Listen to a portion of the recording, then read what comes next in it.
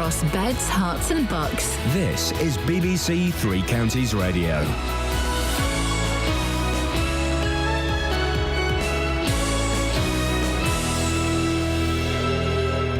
It's 6 o'clock. I'm Simon Oxley. The headlines: Hertfordshire woman's compensation hope, missing Luton dad makes contact with police, and fire service anger at Stevenage hoax call. BBC Three Counties Radio. A Hertfordshire woman who was given contaminated blood as a child says she hopes a report out later this month will mean she will finally get compensation. Nikki Jones from St Albans has haemophilia and contracted hepatitis C after receiving treatment after an operation. More from Carol Abercrombie. Nikki says she was given Factor VIII, a blood clotting agent from donated blood, which was contaminated when she had an operation to remove her tonsils in 1980. She was refused compensation in 2004 and is among a large group of people still campaigning.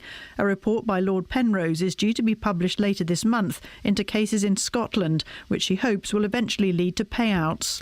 Police investigating the disappearance of a young father and his 8-month-old son from Luton appear to have been contacted by the missing man. 22-year-old Kieran Carroll was last seen at about 2 p.m. on Tuesday with baby Louis on the CCTV of a Luton hotel. A man using a Facebook account in Mr Carroll's name sent a message to police saying he was fine. Bedfordshire Police replied saying they need to see the pair in person, adding it's not the role of the police to decide on child custody matters. The Crown Prosecution Service has said it was right not to charge a man who's been convicted in the US of plotting to blow up the Arndale shopping centre in Manchester. Abid Nazir was found guilty in New York of also planning to target other sites in Europe and the United States. He was extradited to the US in 2013.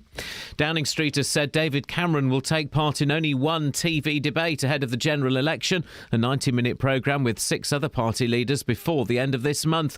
Number 10 has ruled out a head-to-head with Ed Miliband. Jack Blanchard from the Daily Mirror says Mr Cameron's move is not surprising. The last thing he wants to do is go head-to-head with Ed Miliband in a one-to-one, an hour and a half, and let the public make their own minds up, because if you look at how the two leaders poll in head-to-head showings, David Cameron's obviously in front, so he would say he can only lose from that, and so he's done everything he can to avoid that situation. Hertfordshire Fire Service say details of a hoax call to flats where 2 firefighters died have been passed to the police. 4 appliances were sent to Harrow Court in Stevenage last night after a caller claimed people were trapped. The Fire Service say despite the suspicions of the operator, they were obliged to treat the call as genuine. 2 firefighters died tackling a blaze at Harrow Court in 2005. The Planning Minister, Brandon Lewis, is in Milton Keynes today ahead of a referendum on a business neighbourhood plan. It's the first of its kind in the country and will provide a blueprint for development in MK over the next 15 years. The referendum will be held on the same day as the general election in May. In sport, Chelsea remain 5 points clear at the top of the Premier League after a 1-0 win at West Ham. Second place Manchester City beat Leicester 2-0. There were also wins for Manchester United, Arsenal and Liverpool. The weather, a frosty start, staying dry though with a mix of cloud and sunny spells. Maximum temperature 12 degrees Celsius. And you can get the latest news and sport online at bbc.co.uk/3 counties.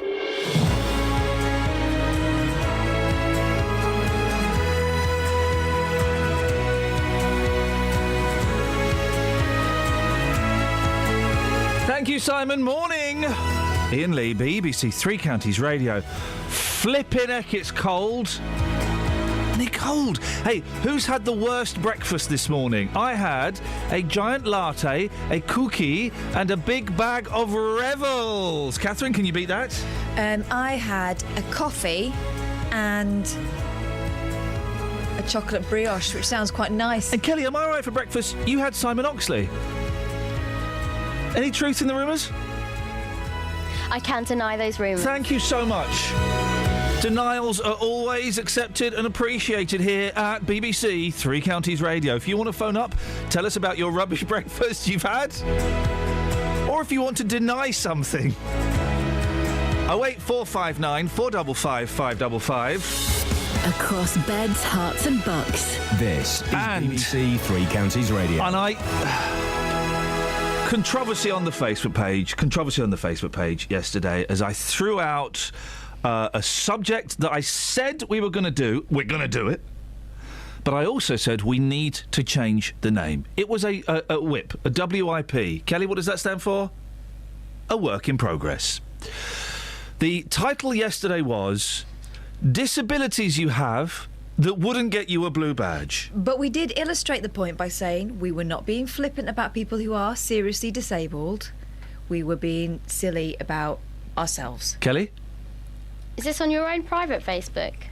This is on the BBC Three Counties Facebook page. is There was this- controversy. Has it been removed? No. There was controversy. It's no, not on no, there we didn't now. put that on the Facebook It's one of the page. comments. Someone heard it and Anyway. someone deliberately misheard it. I The think. examples we gave were, I can't belch. Catherine? Can't do cross eyes. And Kelly? Can't do that with my right hand. She's doing the Vulcan greeting.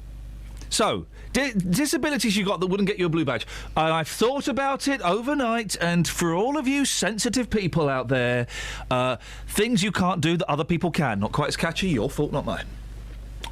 Things you can't do that other people can. I suggest we get Justin out on it immediately, although I know he's on a very serious mission today. Can we also say morning, Wendy? Because we know you'll be... Morning, Wendy! Morning, Wendy. Justin is, well, I mean, I didn't have any respect for him at all. But what little respect I didn't have for him yesterday was blown away by the wind when a series of emails were sent to all of the BBC Three Counties breakfast crew. And Justin's talking about a panther. He's talking about a farmer whose one of his sheep has been attacked by the said panther, he says. Except, whoa, as Justin said in his email, he's not a farmer, he's just someone that's got lots of sheep. If only there was a word for someone who had lots of sheep. If only there was a word. No, guys, he's not a farmer. He's just someone that's got a lot of sheep. Oh, a sheepman. It's sheepman. That'll do. We'll call him a sheepman. And then Justin had a go at us for not taking the panther story seriously. This is the Justin that had a pink panther and a gorilla wrestling in the background while someone told their honest-to-goodness story. He's gone out in a blooming Gilbert O'Sullivan cap trying to chase this thing down.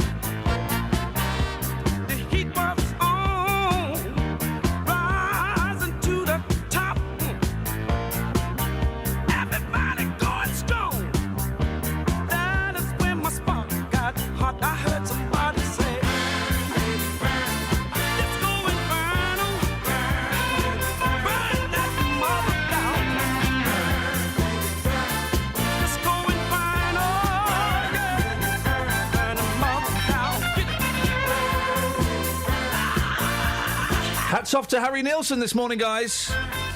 Call us with your Harry Nilsson stories. 08459. I'll give out the rest later on. That's called a tease. You're right, you're a bit tangled up there. I'm doing it on purpose so it doesn't ping in my face. Oh, I'm so sorry, my darling. There's a strategy. Let me strap it back down. That shouldn't be pinging in anybody's face. I can only apologise. Now. He's talking about my headphone cable. Yeah, sure. Everybody. Sure. Okay. St Albans, all the people that have a go at me on Twitter for being childish, just makes me want to be more childish. And that's quite childish in itself. Yeah. A St Albans woman who was given, this is a very serious story actually, a St Albans woman who was given contaminated blood hopes a report out later this month will finally mean she gets compensation. Nikki Jones has haemophilia. When she was 8, she was given Factor 8, a blood clotting agent which she believes gave her hepatitis C. The use of manufactured Factor 8 has been described by Lord Robert Winston as the worst disaster in NHS history. Catherine, you've got more on this. I'd never heard of this. Obviously, I've heard of haemophilia and hepatitis C. I'd never heard of this Factor 8. What is Robert Winston talking about when he says it's such a big disaster? Well, it's a strange one, isn't it? Because I hadn't heard of it before, but thousands of people in the UK, many of them haemophiliacs, were infected when they were treated with these blood products, which were imported from the US in the 1970s and 80s. Now, there is a campaign group who's trying to raise awareness of this. It's called Contaminated Blood. And according to this group, blood products came from the US, where intravenous drug users, prostitutes and prison inmates were being paid to donate blood known to carry a high risk of infection. Oh, guys. Anyone see the flaw in that plan? Wow. A recent parliamentary report by a group of MPs said around 7,500 people were infected by these products. More than 2,000 patients are thought to have died as a result. Now, opening a debate in the Commons recently, the Conservative MP for North East Bedfordshire, who you'll be speaking to later on, Alistair Burt, said the scale of the disaster is immense. This is the 15th biggest peacetime disaster in British history, in which the Black Death at 3.5 million is the worst, but the awful Aberfan, whose name we all know, is but the 142nd, with 144 lives lost. Contaminated blood has killed 12 times more. Nikki Jones is the name of the person we mentioned earlier on. She's got hepatitis C, she believes, because of this Factor 8. We're going to talk to her later on. But briefly, give us sort of the background to her story. Well, she believes she was one of these people who was infected in the 70s and 80s when she was a child. Her family say that she went from being a happy, active child to one that was always tired, spent a lot of time in bed and had skin rashes and just generally in poor health. The medical profession put it down to her age and psychological problems. When did she find out that she had hepatitis C? Well, not till pretty recent, actually. It wasn't until 1995 that she discovered she'd been tested for hepatitis C in 1991 and was positive, but she hadn't even been told that she'd been tested for it. Blimey. Hepatitis C is a virus that can infect and damage your liver, and when Nikki was pregnant with her second child, she had a letter through to say that she was at high risk for CJD because she'd received blood from people who had the degenerative brain disease. She's given no warning or discussion, just a letter out of the blue.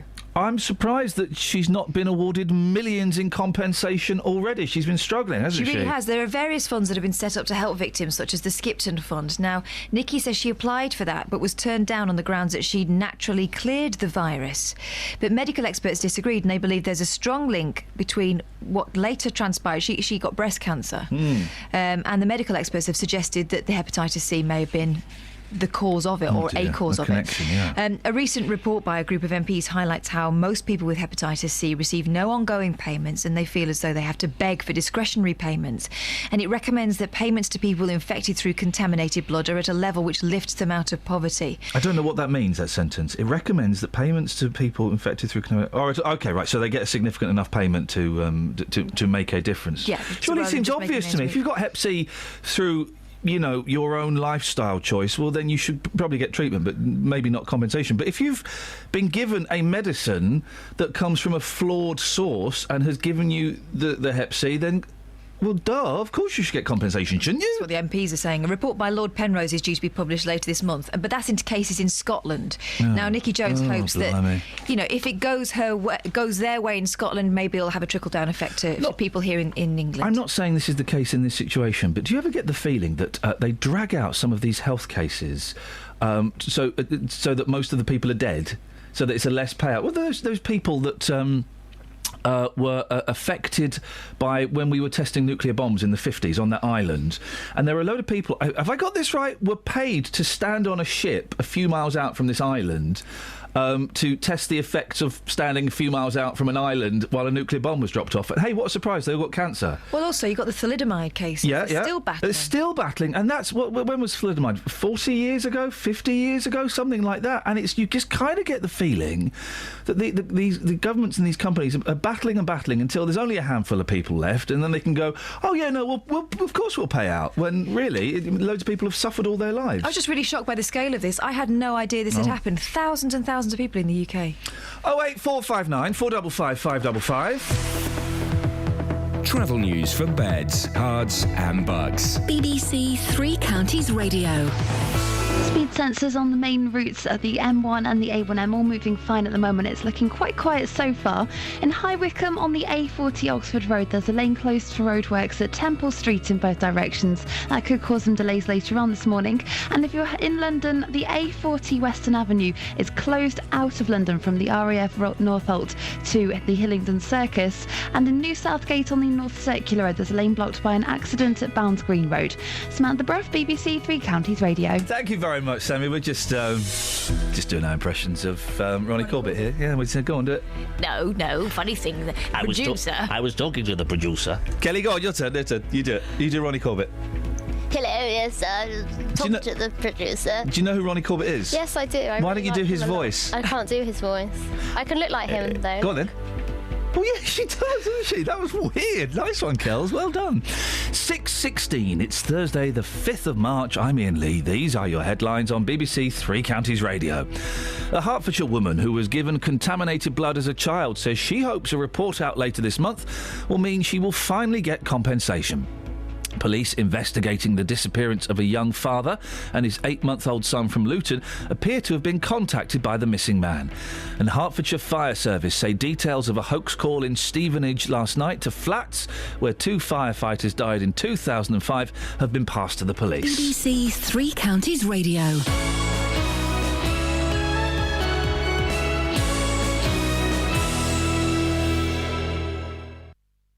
Every weekday from 12, local people. Wendy Howson and David Shipley are trustees of the Harpenden charity Spotlight on Africa. So privileged to see lives change, conditions change. Local stories. A deaf cafe will be popping up in Bedford later this month, opening its doors for you to share sensitive stories and talk of afterlife. There are people with the similar concerns. And you can have a light-hearted side of it as well, and we often end like that, you know. Local life. We're going to be heading off into the unassuming countryside of Bedfordshire.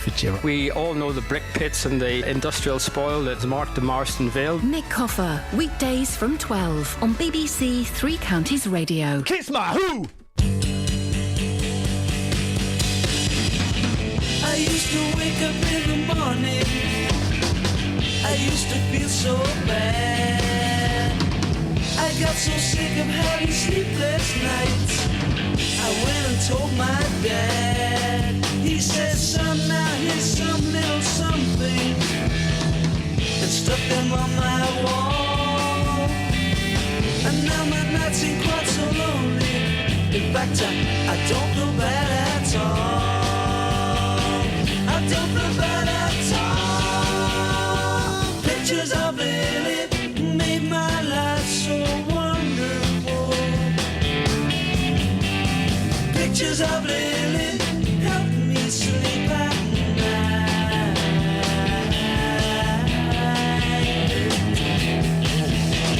Pictures of Lily solved my childhood problem. Pictures of Lily helped me feel alright.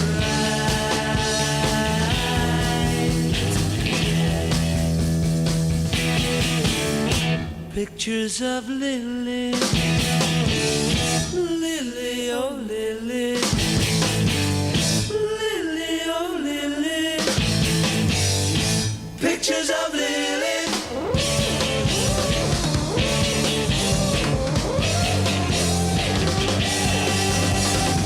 And then one day things weren't quite so fine. I fell in love with Lily. I asked my dad when Lily I could find. He said, son, now don't be silly.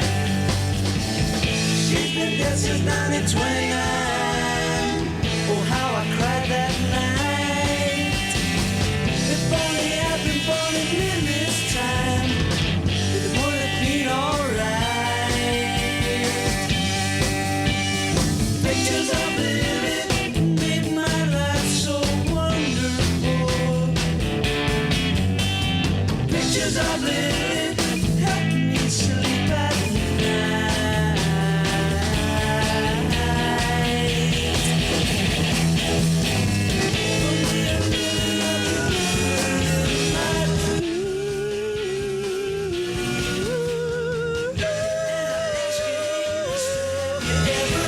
Yes! We're making that noise for Harmonies. Oh. Justin. Hey, good morning, boss. Kath didn't know what that song was about. Pictures of Lily. Oh, you don't know what that song's about, do you? No, go on. No, What? I can't really. Kelly, you know what that song's about. I do, yeah. Do you not know what that song's about, Justin? No, what's it about? Flipping Come on, heck. tell me. No, Come on. I'm not going to tell you, mate. Come on. Do you know what turning Japanese is about? No, it's not about that. Yes, it no, is. No, Yes, it's it not. is. No, I've spoken to somebody from the band. You're wrong. No. You're wrong. No, well, you're wrong. No, well, how can the people who wrote the song be wrong? No, sorry. Did you speak to someone from the band or someone who wrote the song, Justin? I can't quite remember, but Paper Thin. Paper Thin. It's not about what you think it's about. Well, Pictures of Lily is. Oh. You see? When I think about you, I touch myself. Whoa, I don't want anybody else. Oh, when I think about you, I touch myself. I touch myself. Yeah. Anybody else? Oh no, oh no, oh no. This is a conversation you should be having with Justin off air. Oh yeah, you're right. Actually. Yeah, after 9, yeah. Now, listen, this is Have a Go Heroes. When a pair of knife-wielding robbers targeted a shop in Bedfordshire, they thought it was going to be easy pickings, but they didn't know the shopkeepers were armed, Justin. Yes. With a plastic cricket bat. I know. You've been to meet... It's Christopher Edwards and Ralph Kahn, is it, in Slip End? That's what right. What happened? I've been to meet Christopher. Christopher is 59 years old. He's a very, very quiet man. And I think looking back at the images on the CCTV, he can't quite believe what he did. This happened at 6:30 last Sunday, Slip End, Luton. Christopher explained what happened. It was about 6:30 in the evening. We were doing some work on the ice cream fridge, and I heard the buzzer go. I just looked round, and then there's a guy was standing there with a knife pointing it at me. And then I saw the guy behind the counter, so I just ran at the counter and tried to grab him to stop him doing what he was doing. Instinctive, just like that. Yep. Didn't even think about it at the time. I mean, what's your message to anybody who thinks they can come into your shop and steal from you? Well, I tell them not to bother trying, because they know now that we won't let it happen. What did the other gentleman, Ralph Kahn, do? Mr. Kahn, and I've seen the cricket bat. I've got a picture of this cricket bat. It's a cricket bat that I would think a 3-year-old child would play with. Oh. He's picked up this plastic cricket bat and he has chased a man with a 6-inch knife out of his shop. Again, watching the images on CCTV, it's like something out of those TV shows in America. Which ones? The most terrifying... not those ones, but... Dynasty? You know those programmes, Most Dangerous, Most Terrifying? He literally got hold of a plastic cricket bat and chased a man out of his shop who had a knife. Incredible stuff. Were these fellas not scared? Well, Christopher, as I mentioned, he's 59 years old. He said it was instinctive. I put that question to him. Was he scared? No, not at the time. I just went for it. But afterwards, I was shaking like a leaf. The adrenaline had actually kicked in for about an hour or so. And talking about it now, we came in the shop. We were quite relaxed in our conversation. Now we're talking about the details. Again, you're starting to change. You're almost shaking now, aren't you? Yes, I am. It's just bringing it all back. But it hasn't put you off. You will continue to work in this shop. Oh, yes. Oh, definitely. This is my life. So that's it. You're like a therapist, Justin, a counsellor, if you will, a spiritual guru. Yeah. This wasn't the only incident on that day, was it? There were a few other things happening elsewhere. Yeah, that's right. Following the incident at Slip End, the superstore there on Sunday evening, there was an attempted robbery. This was about an hour later.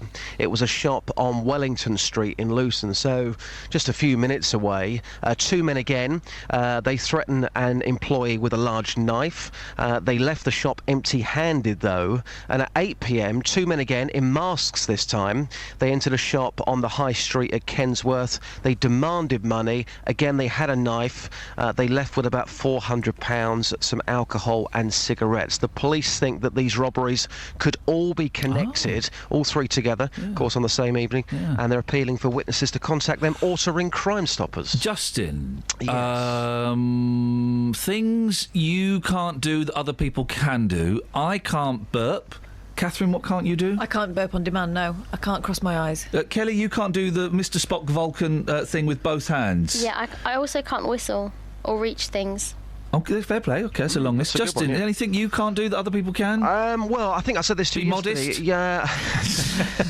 I can't whistle properly. Yeah. And it really, really gets to me. Could you take it to? It gets to you. I'll tell you why it gets to me, because there have been cases in my life where there's been a really attractive woman walking down the street, and I would love to respect her by giving her a wolf whistle, but I just can't do it. Could you take it to the streets, Just? Of course I can. One final thing. Yeah. Where would you put the lime?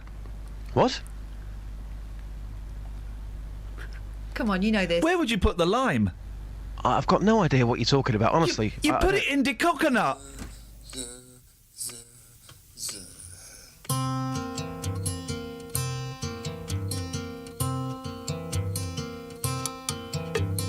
Brother bought a coconut, he bought it for the time. His sister had another one, she paid it for the lime. She put the lime in the coconut, she drank and poured up. She put the lime in the coconut, she drank and poured up. She put the lime in the coconut, she drank and poured up. She put the lime in the coconut, she called the doctor, woke him up and said, Doctor, ain't there nothing I can take? I said, Doctor, to relieve his bellyache. I said, Doctor, ain't there nothing I can take? I said, Doctor, to relieve his bellyache.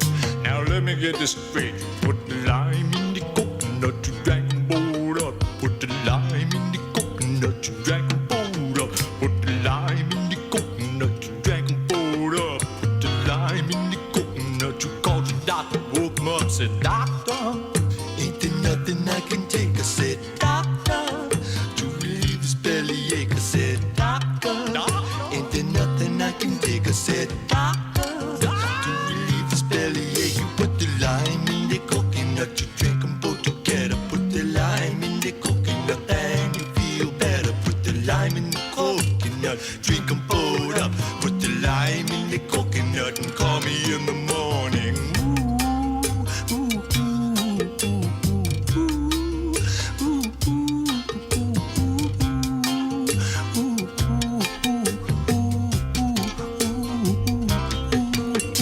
Brother bought a coconut, he bought it for the time. His sister had another one, she paid it for the lime. She put the lime in the coconut, she drank and poured up. And put the lime in the coconut, she called it Dr. Coconut. She said, Doctor, ain't there nothing I can take? I said, Doctor, relieve this bellyache. I said, Doctor, ain't there nothing I can take? I said, Doctor, now let me get this straight. You put the lime in the coconut, you drink and pour up. Put the lime in the coconut, you drink and pour up. Put a lime in the coconut, you drink and pour up. Put the lime in the coconut, you're such a silly woman. Put a lime in the coconut and drink them both together. Put the lime in the coconut, then you feel better. Put the lime in the coconut, drink them both down. Put the lime in the coconut and call me in the morning. Woo, ain't there nothing you can take? I say woo, to relieve your bellyache. You say well woo, ain't there nothing I can take? I say woo,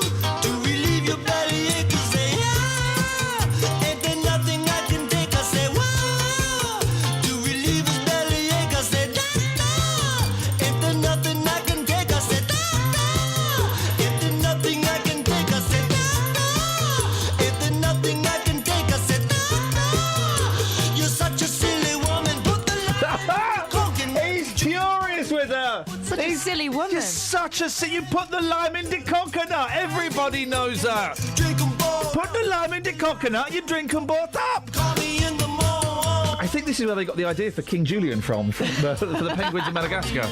08459 455 555. Where would you put the lime?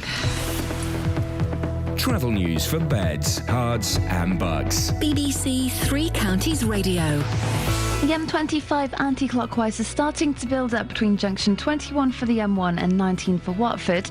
On the A40 Western Avenue out of London at North Holt, there's been a serious accident between RAF North Holt and the Hillending Circus. That's closed and it's causing delays out of town from the Target roundabouts. In New Southgate on the North Circular Road, there's a lane blocked by an accident between Browns Green Road and Fry and Barnet. And in Hertford on Ware Road, there's roadworks going on at Cromwell Road. That's looking fine at the moment, but that could cause some delays later on. Checking the speed sensors on the A41 in Aylesbury on the roadworks at the junction for New Road. That's looking fine as well, and no major delays reported at the moment on the trains. Samantha Bruff, BBC Three Counties Radio. Across beds, hearts and bugs. This is BBC Three Counties Radio.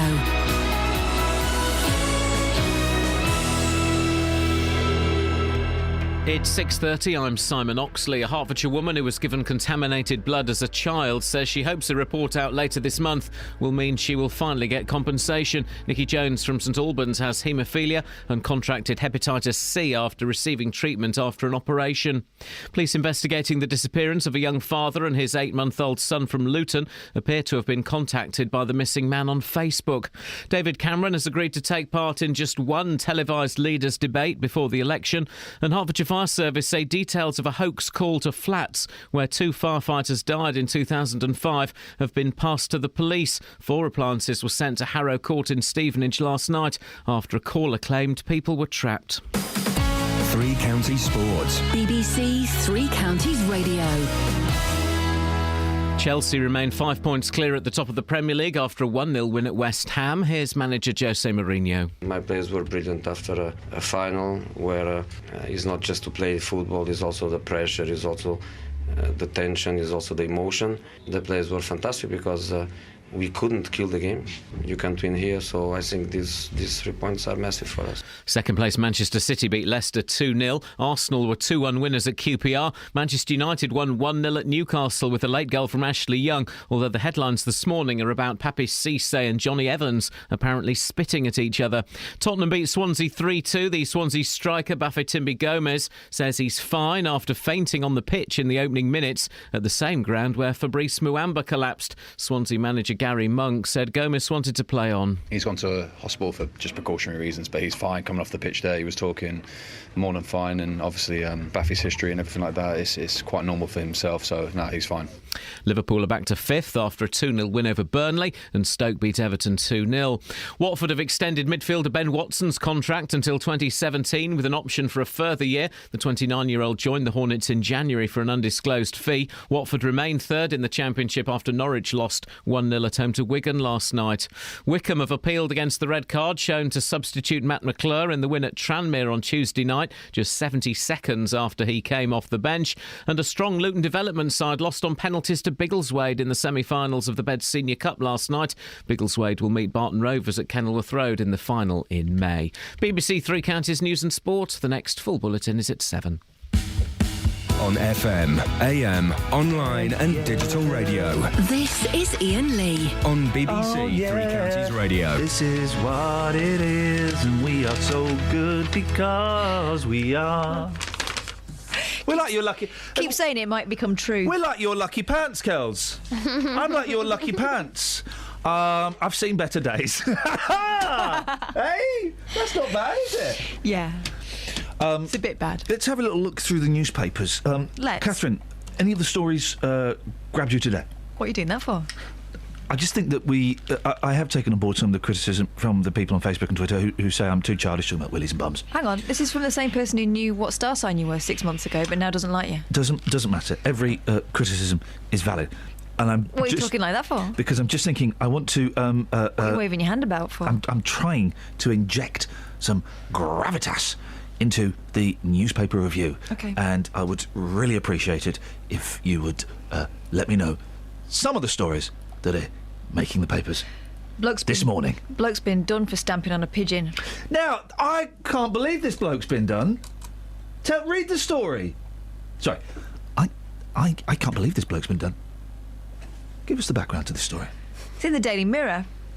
A jobless man stamped to death a pigeon. Stop it. Serious.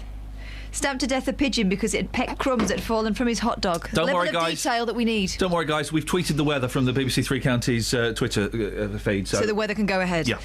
Jeremy Whale pinned the hapless... James Whale did what? He looks a bit like... No. Jeremy Whale... James Whale. Pinned the hapless bird... I mean, I think the bird's more than hapless. I think it was... He pinned him down. A hapless bird's winged to the pavement in a busy city centre so it couldn't fly off, a court heard. Wow. Why did this go to court? A distressed couple then confronted Whale and called him nasty. the court was told. This went to court! But as shoppers looked on, Whale muttered vermin and crushed the animal under his foot. And?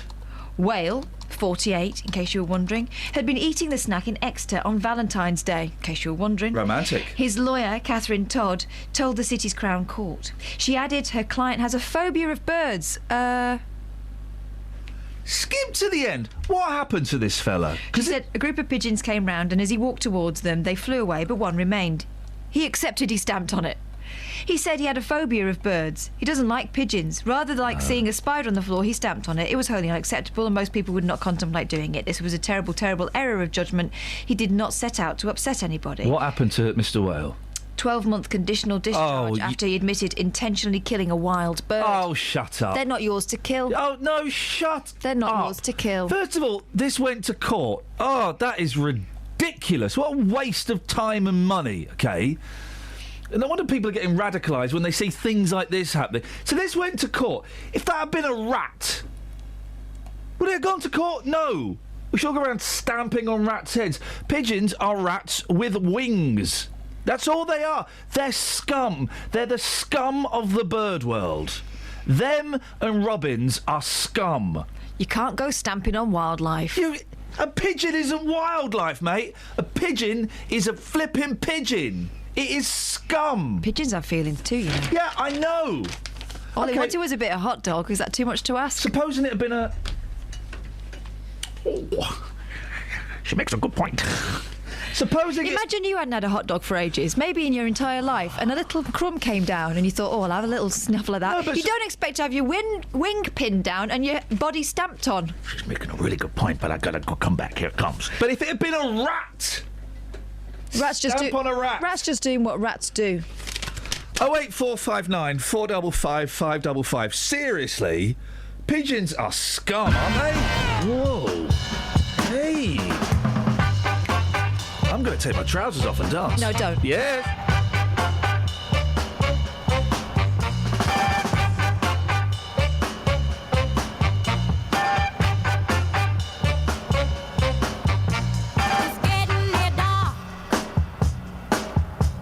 But night grows tired eyes. I'll soon be with you, my love, and give you my dose of pride. I'll be with you, darling, soon. I'll be with you when the stars start falling.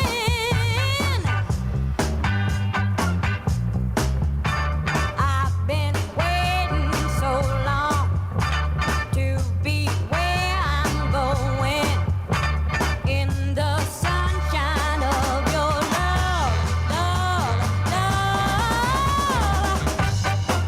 Oh, baby, sunshine, sunshine of your love. Oh, oh, oh, baby, I'm with you, my love. The light shining through on you. I'm with you, my love. It's the morning and just we two. I'll stay with you, darling, now. I'll stay with you till my seeds are dried up.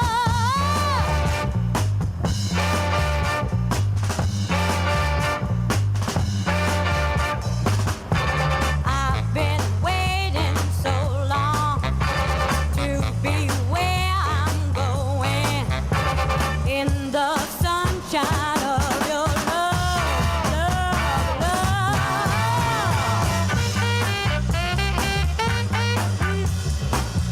It's like killing a bee with a bazooka. I do it in head.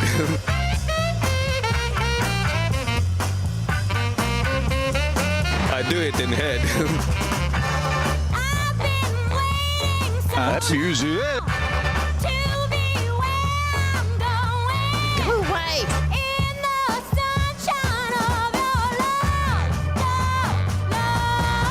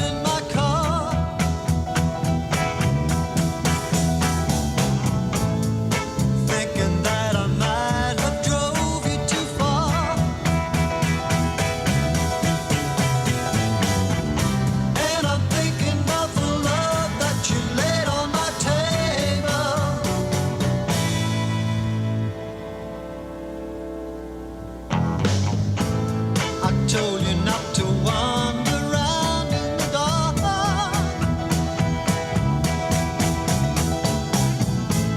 I told you about the swans that they live in the park. Then I told you about our kid, now he's married to Mabel.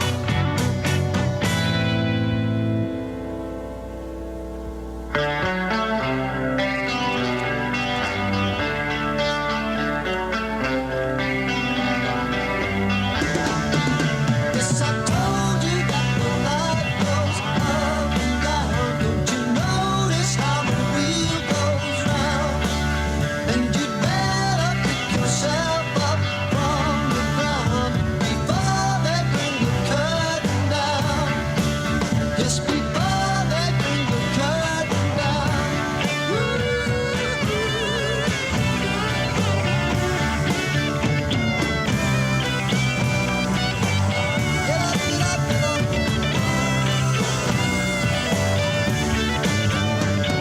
Wow, my team is amazing me this morning.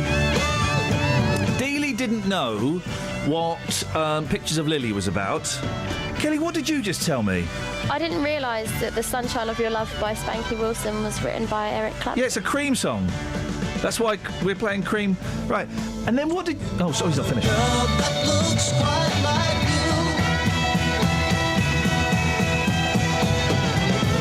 She didn't have the time to wait you.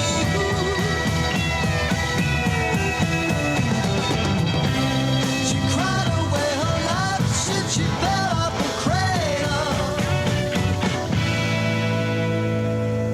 cradle. So, and then what did you say to me, Catherine, that has blown my tiny? What about Cameron Diaz? This is incredible. No, and Cameron Diaz is an attractive woman, but It's not what you said, no, mate. but if you break her face down, and I'm not suggesting anyone do this. Break her face down. She's a bit of a minger. Don't break her face down, please. You know what I mean? No, I She's don't got know. a letterbox mouth, broken nose, and tiny little eyes. But altogether, it's a beautiful package. That's not what you said. You showed me a picture of I Cameron. said, yeah, she's attractive, but if you break her face down, You she's a minger. didn't mention anything about physically assaulting her. You showed me a picture of Ms Diaz, and It's you not said a very good picture, mind. you showed me a picture of Ms Diaz, and you said, "Oh, she's a minger," and I went, "No, she's not. She's hot. She's got a really cheeky little ambiance about her face."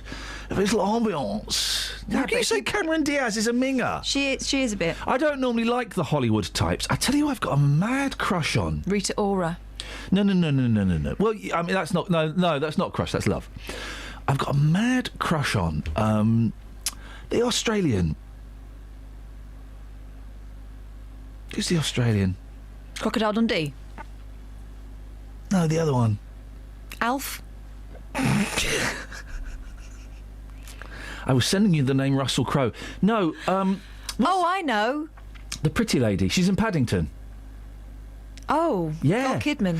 Yeah.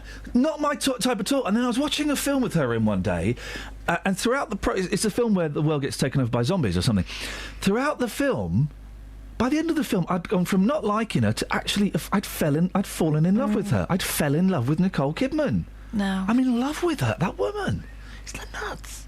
Because it can never be. No. Can never be. Hugging like that would be like caressing a xylophone. I don't know what that means, but I It'd make love... a clonking noise. Ooh. She's so bony. Bones. 08459 455 555. Travel news for beds, cards and bugs. BBC Three Counties Radio.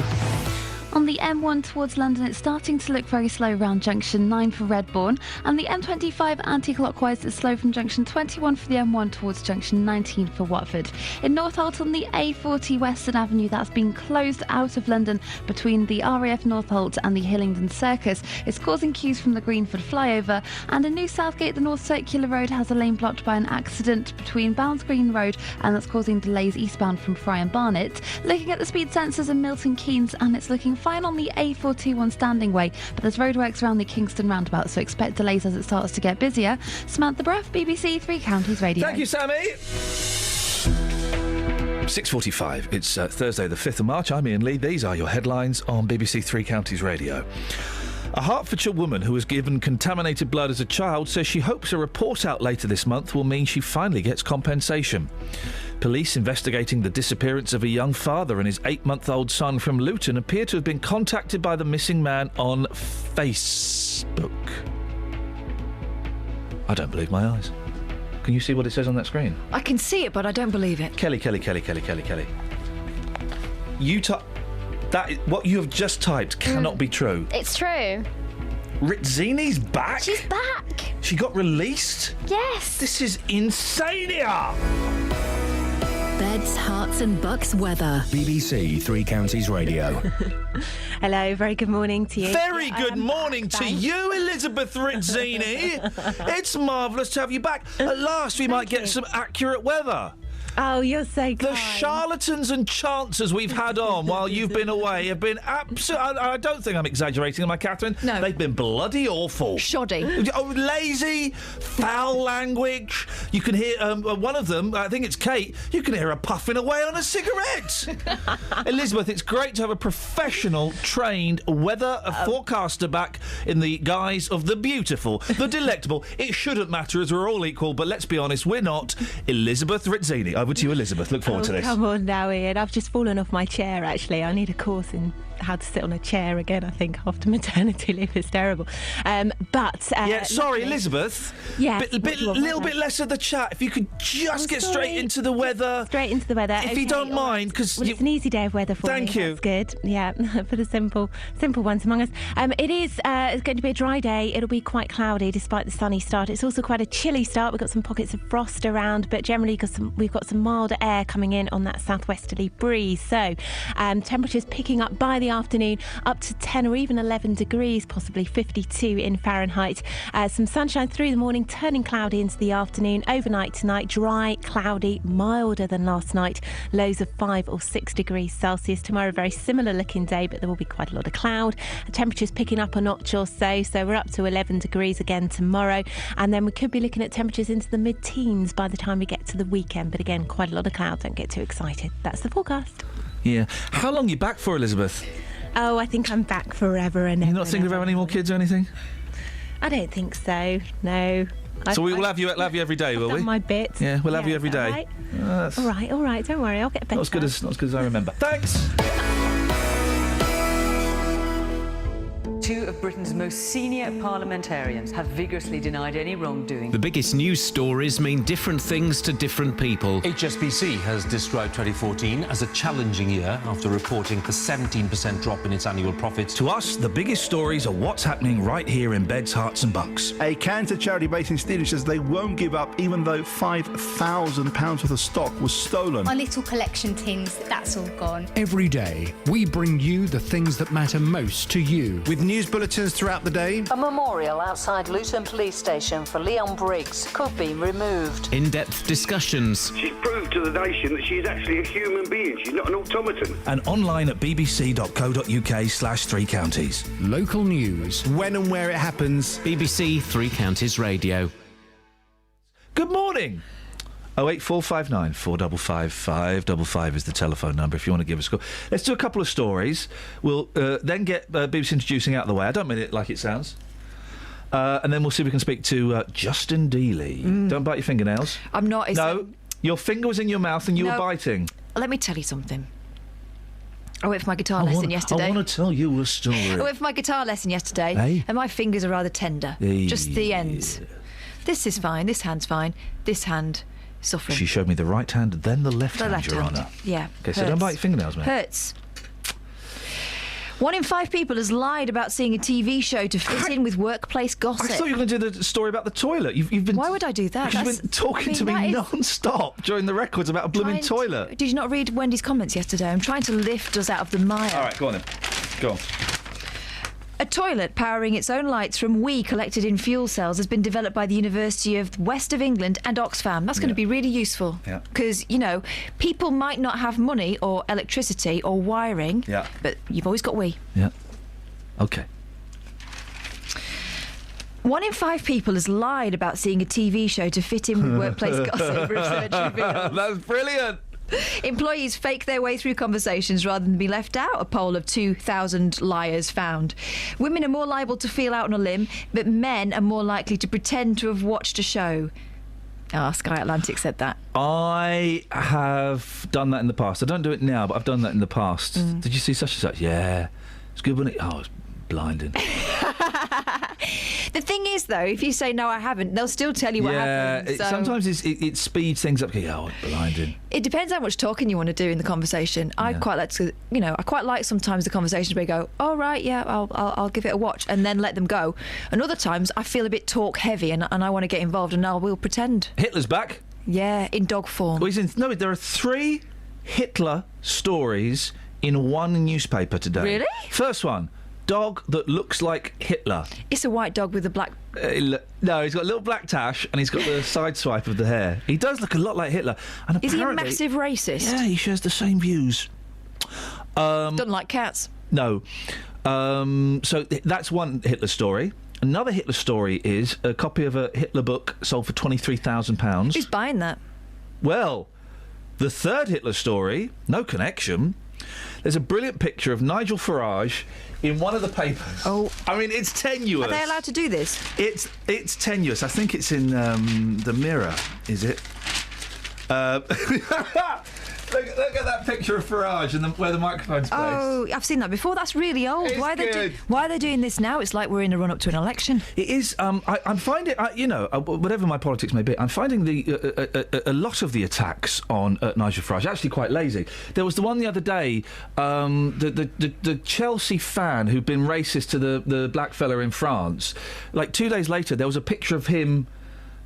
Steve was a big fan of Nigel Farage. There was a picture of him with Nigel Farage. I thought, and it was in The Guardian, I thought, that's a bit tenuous. That's a bit tenuous to try and link Farage with that. Well, and this picture is months and months old. All right, mate. Don't get your knickers in a twist. Kels! Yes!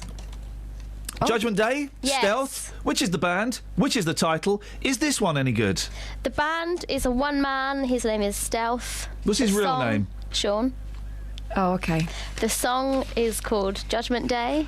Sean, why are you calling yourself Stealth? Put your name Sean on the records. Mum, my name is Stealth, and there's not a thing you can do about it. Do you want to know how he got that name? He was having a stealthy little sneak around for some biscuits. No. He looked a bit Greek, apparently, when he was younger, so they called him Stelios, and then it just got shortened to Stealth, and then his management were like, oh, no, I like that, let's go with it. Well, should we have a listen to the tune? Let's have a listen. OK. Dramatic start. Like the beginning to Two Tribes by Frankie. Song that used to terrify me. I can feel the floor shaking and the glass begin to break. The air is getting thinner with every breath that I take. The calm before the storm, you could hear the drop of a pin. Never been claustrophobic, but now the walls are closing in.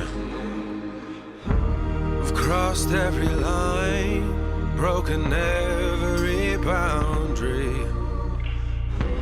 And now it's retribution time, 'cause the church that I went to, it ain't that holy. So strike me down, take me away. Debt to do, it's time to pay. Face what I deserve. Here comes Judgment Day. I won't run, the guilt is mine. Too long denying all my crimes. Face what I deserve. Here comes Judgment Day. All the love I have taken, all the hearts I've turned to hate. Hearts are easily broken when you've been made in the shade. I've crossed every line, broken every boundary. Now it's retribution time, 'cause the church that I went to, it ain't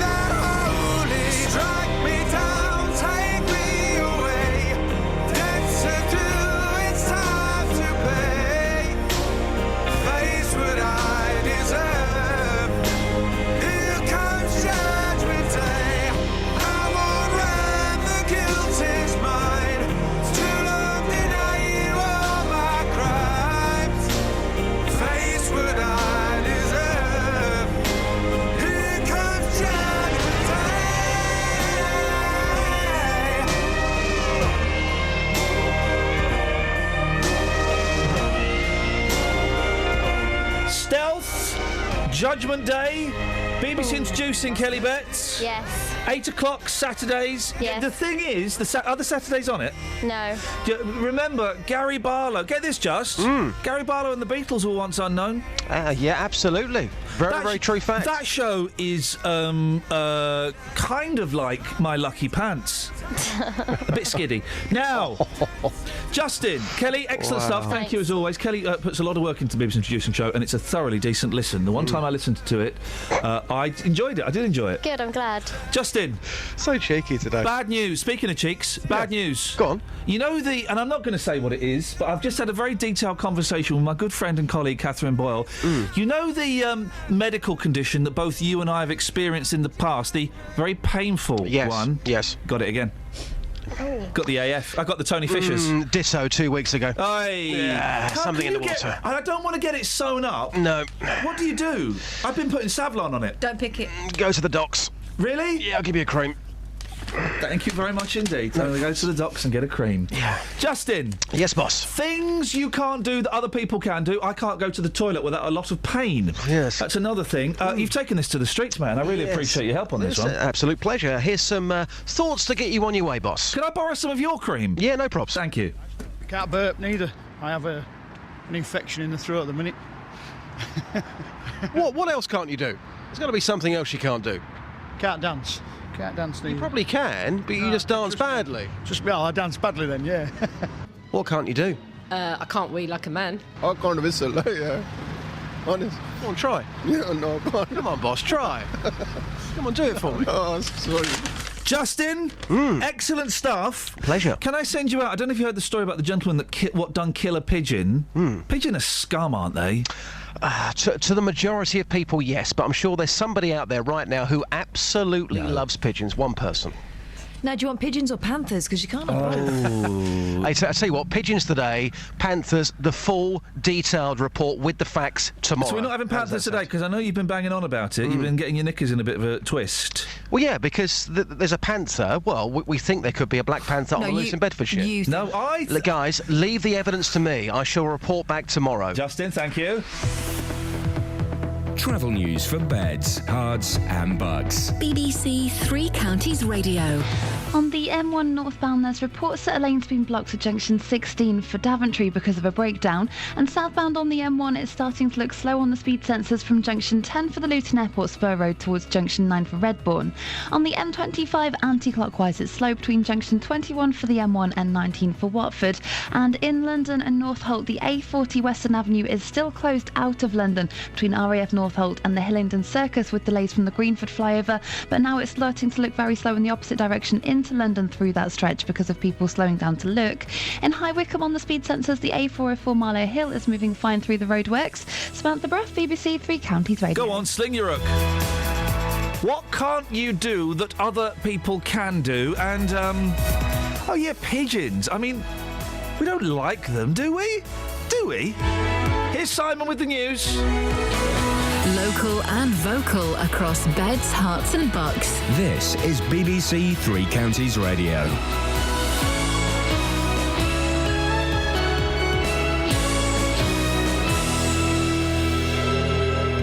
It's 7 o'clock. The headlines: Hertfordshire woman's compensation hope, missing Luton dad contacts police, and fire service anger at Stevenage hoax call. BBC Three Counties Radio. A Hertfordshire woman who was given contaminated blood as a child says she hopes a report out later this month will mean she will finally get compensation. Nikki Jones from St Albans has haemophilia and contracted hepatitis C after receiving treatment after an operation. More from Carol Abercrombie. Nikki says she was given Factor VIII, a blood clotting agent from donated blood, which was contaminated when she had an operation to remove her tonsils in 1980.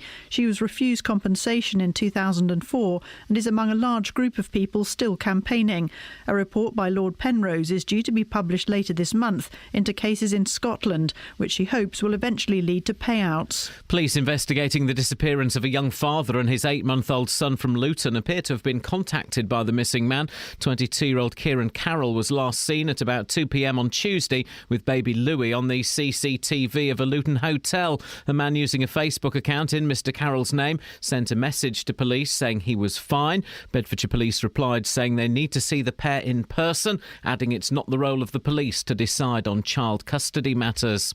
The Crown Prosecution Service has said there was insufficient evidence for a prosecution in this country of a man who's been found guilty of terror charges in the United States. Abid Nazir was convicted yesterday of involvement in a plot to blow up targets, including a shopping centre in Manchester. He was extradited from the UK to the USA in 2013. David Cameron has made what Downing Street is calling a final offer to broadcasters by agreeing to take part in just one televised leaders' debate before the election. The broadcasters, who'd been hoping to stage 3 debates with the Prime Minister, have yet to respond. Here's Robin Brandt. David Cameron's Director of Communications said the Prime Minister would only appear in one debate. It must be with at least 6 other party leaders and possibly the Democratic Unionist Party. It could last 90 minutes and it must take place before the 30th of March. So a debate with Mr Cameron alongside the leaders of Labour, the Liberal Democrats, UKIP, the Greens, Plaid Cymru and the SNP may happen. But the Cameron-Miliband head-to-head is off. Hertfordshire Fire Service say details of a hoax call to flats where 2 firefighters died have been passed to the police. 4 appliances were sent to Harrow Court in Stevenage last night after a caller claimed people were trapped. The Fire Service say despite the suspicions of the operator, they were obliged to treat the call as genuine. 2 firefighters died tackling a blaze at Harrow Court in 2005. In sport, Chelsea remain 5 points clear at the top of the Premier League after a 1-0 win at West Ham. Second place Manchester City beat Leicester 2-0. There were also wins last night for Manchester United, Arsenal and Liverpool. The weather, a frosty start, staying dry with a mix of cloud and sunny spells, a maximum temperature 12 degrees Celsius. And you can get the latest news and sport online at bbc.co.uk/3 counties. Thank you, Simon. Busy show this morning. Speaking to Nikki Jones in a bit. Who's she? Well, she claims she got hepatitis C from a contaminated blood substitute nutrient. It's a weird one. We'll find out her story in a bit. Also, what can't you do that other people can do? It was the thing that we were touting yesterday as disabilities that wouldn't get you a blue badge. Someone there was a furore. Made a bit of mischief about There was a furore, and boy, oh boy, oh boy. And also, pigeons. Have you deliberately spelt pigeons? Yeah, I was going to put pidge. OK, mate, thank you. Across beds, hearts and bucks. This is BBC Three Counties Radio. There was something else as well, and I'm stuffed if I can think of it. Grumpy Jamie's on the line. Good morning, Grumpy Jamie. Morning, mate. How you doing? I'm all right, mate. I'm a little bit surprised, Grumps, that, well, you were touting for work this morning. Yeah. Did you see this, Catherine? No. He sent us a cheeky little tweet asking if he could come and work on the show because he makes a good cup of tea. OK, that's one qualification. There you go. How are you at laughing at really rubbish jokes? Easy. Oh. All right, then. OK, I'm not going to do the whole joke. I can't be bothered. I'll just do the punchline and let's hear you go. No, use your finger like everyone else. No, we'll leave that one. Blimey, well, you can't be part of the posse if you're not going to be a sycophant. Pigeons, Jamie. Yeah, we was in Bath at the weekend. Yes. And just as you come out the Roman baths, there's a guy on the corner who just stands there with all the pigeons all over him. It's a bit like the scene out of Home Alone where Brenda Fricker stood in the park. Yes. He was exactly the same. He just stood there and they were just pooping on his hat and his shoulders. It was disgusting. That pigeon, listen, this You sound disgusted. Well, it's disgusting. It is. Can you imagine? Can you believe this guy? All he did was stamp on the head of one, and he got taken to court. No, he pinned it down first and then stamped on it. I mean, that must have made a heck of a crunch. They are vermin, I must admit. They're rats with wings. Yes. Jamie, it's really filling 3 minutes of the show talking to you this morning. Always a pleasure. Thank you. Not sure for whom. 08459 455 555. Have you got any texts, Catherine, before I crack on? Crack on, and I'll tell you after. All right, thank you. Oh, crack on in that case. Now, a Hertfordshire haemophiliac is hoping a report out later this month will mean that she finally gets compensation for being given contaminated blood as a child. Nikki Jones is from St Albans and joins me now. Morning, Nikki. Morning. First of all, I'm going to ask a really silly question. I don't know a lot about haemophilia. Okay. You've always had it from being a baby, have you? Or you don't develop it later in life, do you? I think some can. Oh, some really? Can, but majority are born. And so, were you born with it? I was born with it and wasn't diagnosed till 1977. Oh, blimey. My dad's a haemophiliac. It is unusual for girls because it's predominantly a male bleeding disorder. And it's where you don't stop bleeding, is it? If you were to cut yourself, is it as simple as that? It's you bleed longer. Right. You don't bleed any sort of loads more. It just means that any wounds take longer to heal because we're lacking or missing the factor VIII that helps clot the blood. That must be tough. Obviously your dad had experience with it, but it must have been tough as a kid. I've got two little boys, and they're always bleeding. They're always getting into scrapes and things. So as a kid, that must have been really hard work for you and your family. Yes, it was. So any head injuries, joint problems, we would have to have treatment. It's usually worse in boys, which it is in my son. Right. So nosebleeds, as you say, as they're growing up, they want to play football. Yeah. So constantly scrapes and scratches. Yeah. So this, you think, happened when you were 8 years old, and you were having your tonsils removed, were you? That's right. Yeah, I was having a tonsillectomy in 1980, and prior to that, treatment I had was called cryocypricate. What's that? That's the clotting factor. Okay. 8. And in 1980, they changed it to factor VIII, which was cheaper. So factor VIII is, what do they do? Do they inject it, or do they put it in intravenous and it helps your blood thicken? That's correct, yeah. It helps the blood clot. Right. So... Okay. So, yeah. And so you had this going into you while you were having your tonsils taken out, because obviously that's quite a bloody procedure. Yes, yeah.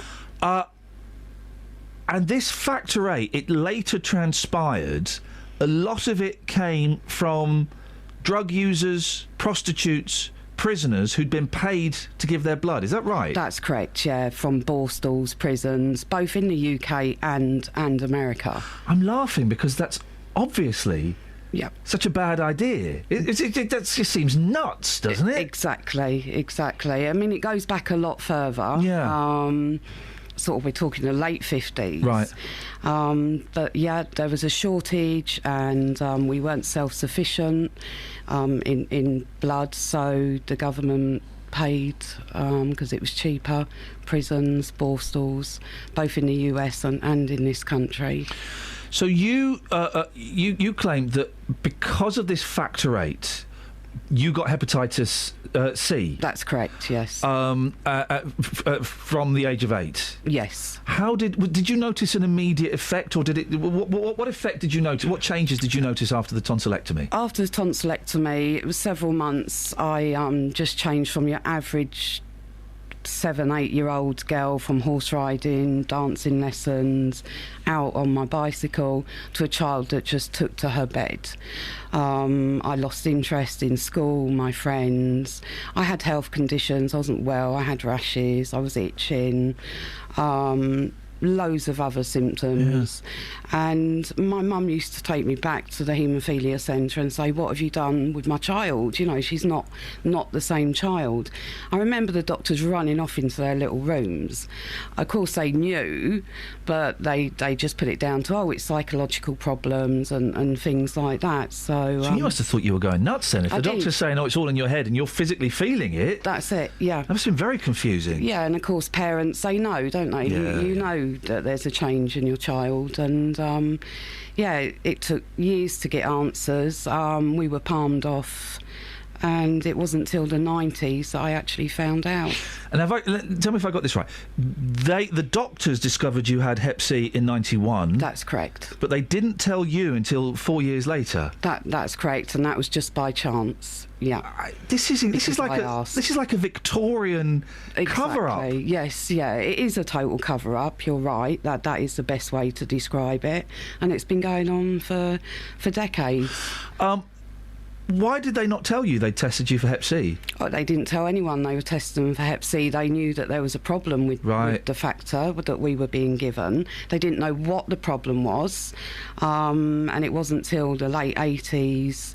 Well, with HIV and AIDS, it was early 80s they knew, and then it wasn't till they say the 90s, early 90s, that they knew about Hep C. They knew there was a non-A, non-B, which later transpired to be hepatitis C. Now, are you clear of Hep C? Is Hep C the one that can be cleared? Because there's one can be and one can't be, is that right? Well, they say that people do naturally clear hepatitis C, but as the years have gone on, research has shown that actually you don't naturally clear hepatitis C. It lays dormant in your body and can mutate into other cancers or illnesses. So the Hep C, the direct effects of that have gone. And was that a natural progress, or did you have beta interferon or anything like that? No, I didn't have any treatment because I'd been forgotten about, which was the admission of the hospital as well. Yeah. And it turns out in '97 I'd naturally cleared the virus. But it was still having impacts on your life, wasn't it? Yes, yeah, and still does now. You have breast cancer? I was diagnosed with breast cancer in when I was 39, 2010. Yeah. They do believe that was due to the Hep C. And thousands of people have been affected by this factor VIII. That's right. There's over 4,000 haemophiliacs that have been given contaminated factor VIII. Of those 4,000, approximately 2,000 have died. Some have been awarded 20 grand from the Skipton Fund, just pennies really. And some of these people, as I say, have died. Some are still terminally ill, and fighting for justice. And you've had no compensation whatsoever? No, I was turned down. I think we should be parading you around on our shoulders and buying you a house. I really think that people like you that have been affected by something like this should be completely looked after, and not enough of money could apologise for what you've been through. There is a report, isn't there? The Penrose report is coming out dealing with factor VIII, but this is just in Scotland, isn't it? That's correct, yeah. Lord Penrose reports on the 25th of March. Why is Scotland leading the way here? I actually don't know. I don't know why. I think it was something that the Scottish people sort of fought for, and he's been reporting on this or looking into it for about 6 years, if I'm right. So it's taken a long time. Whether it'll have an impact on what happens down here, I don't know. Obviously, he can make recommendations, but he can't say that you have to award people. We can only hope. Listen, I'm not one for conspiracy theories. But I do think with things like this, where there have been massive medical mistakes like thalidomide and things like this, that quite often they're waiting for everyone to die, or waiting for a no, do you know what I mean? That they're waiting for everyone to get out of the way, and then they go, no, there's 10 people left. No, of course we'll pay compensation. It was terrible what happened all those years ago. I don't mean that disrespectfully. No, it's really interesting you should say that, because not long ago a letter was released, and the McFarlane Trust and some other trusts, it was reported in there that basically the saying was, if you leave it a bit longer to the government, with a bit of luck, a few more of these people would have passed away. Less of a scandal. And that's less money to pay out. So, these trusts, the McFarlane Trust, the Skipton Fund, they need to go. They're not fit for purpose, and appropriate compensation needs to be awarded. Is your breast cancer all right now? Is that sorted? Or I'm waiting for the 5-year-old clear this year, so fingers crossed. My mum's just come through that, and we got a scan at the other day, and she was clear, so it's all good. I wish you the very best of luck with that. Wish you the best of luck with the Hep C, and that it stays dormant. And you must be worried for your boys. You mentioned your boys have got haemophilia. A boy and a girl. Boy and a girl. Yeah. Both have bleeding disorders, and have a mother of 2 young children with haemophilia. We want better care to come out of this for them, safer treatment, and... We were all shocked by this story. Nikki, I wish you the very best of luck. Would you let us know, how things progress? Yes, and, I will. More power to your elbow. Thank you for coming in. Thank you. Thank you. 08459 455 555. Travel news for beds, cards and bugs. BBC Three Counties Radio. On the M1 M1 southbound, there's reports of a lane being closed just after the Watford Gap services in the roadworks area because of a breakdown. Also on the M1 southbound, it's slow from junction 11 for Dunstable Road towards junction 9 for Redbourne, and leading up to there on the A5 southbound from Markyate at Lynch Hill towards the M1 junction 9 for Redbourne, it's looking very busy too. On the A40 Western Avenue, that's closed out of London between the RAF Northolt and the Hillingdon Circus. It's causing delays in both directions though, with people slowing down to look at the accident on the way into London.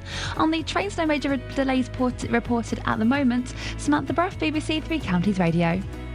Thank you very much. 7:16. It's Thursday, the 5th of March. I'm Iain Lee. These are your headlines. A Hertfordshire woman who was given contaminated blood as a child says she hopes a report out later this month will mean she finally gets compensation. And police investigating the disappearance of a young father and his 8-month-old son from Luton appear to have been contacted by the missing man on Facebook. BBC Three Counties Radio.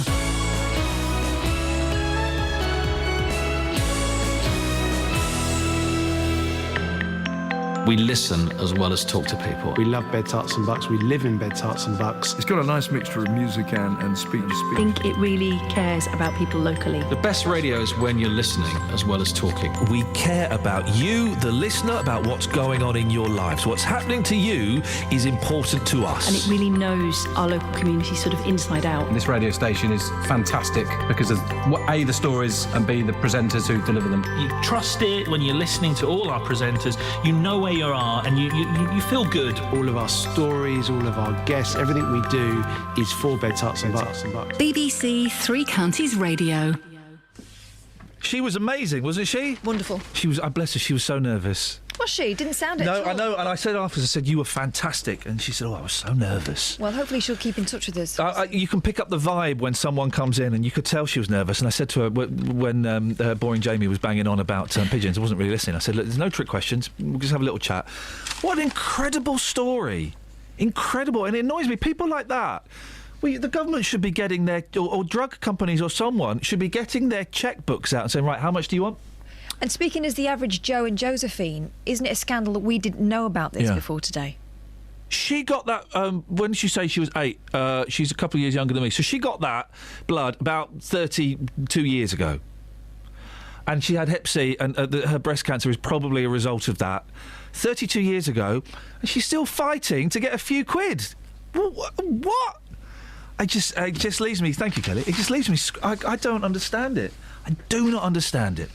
08459 455 555. We'll talk about Have a Go Heroes in a second, but Millie's on the line. Good morning, Millie. Hello. What have you got for us? I actually really like pigeons.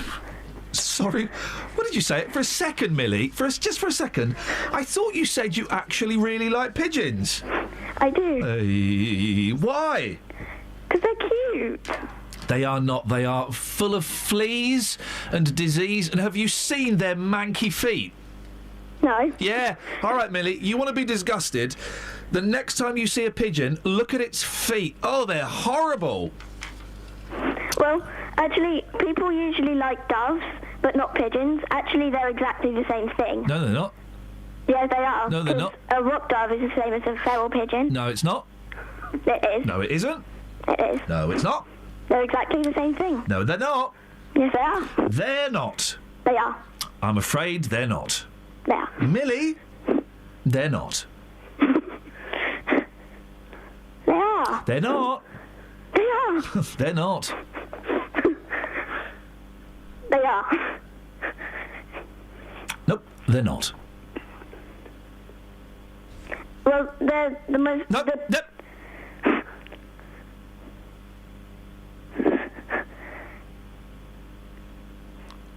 They are. Not.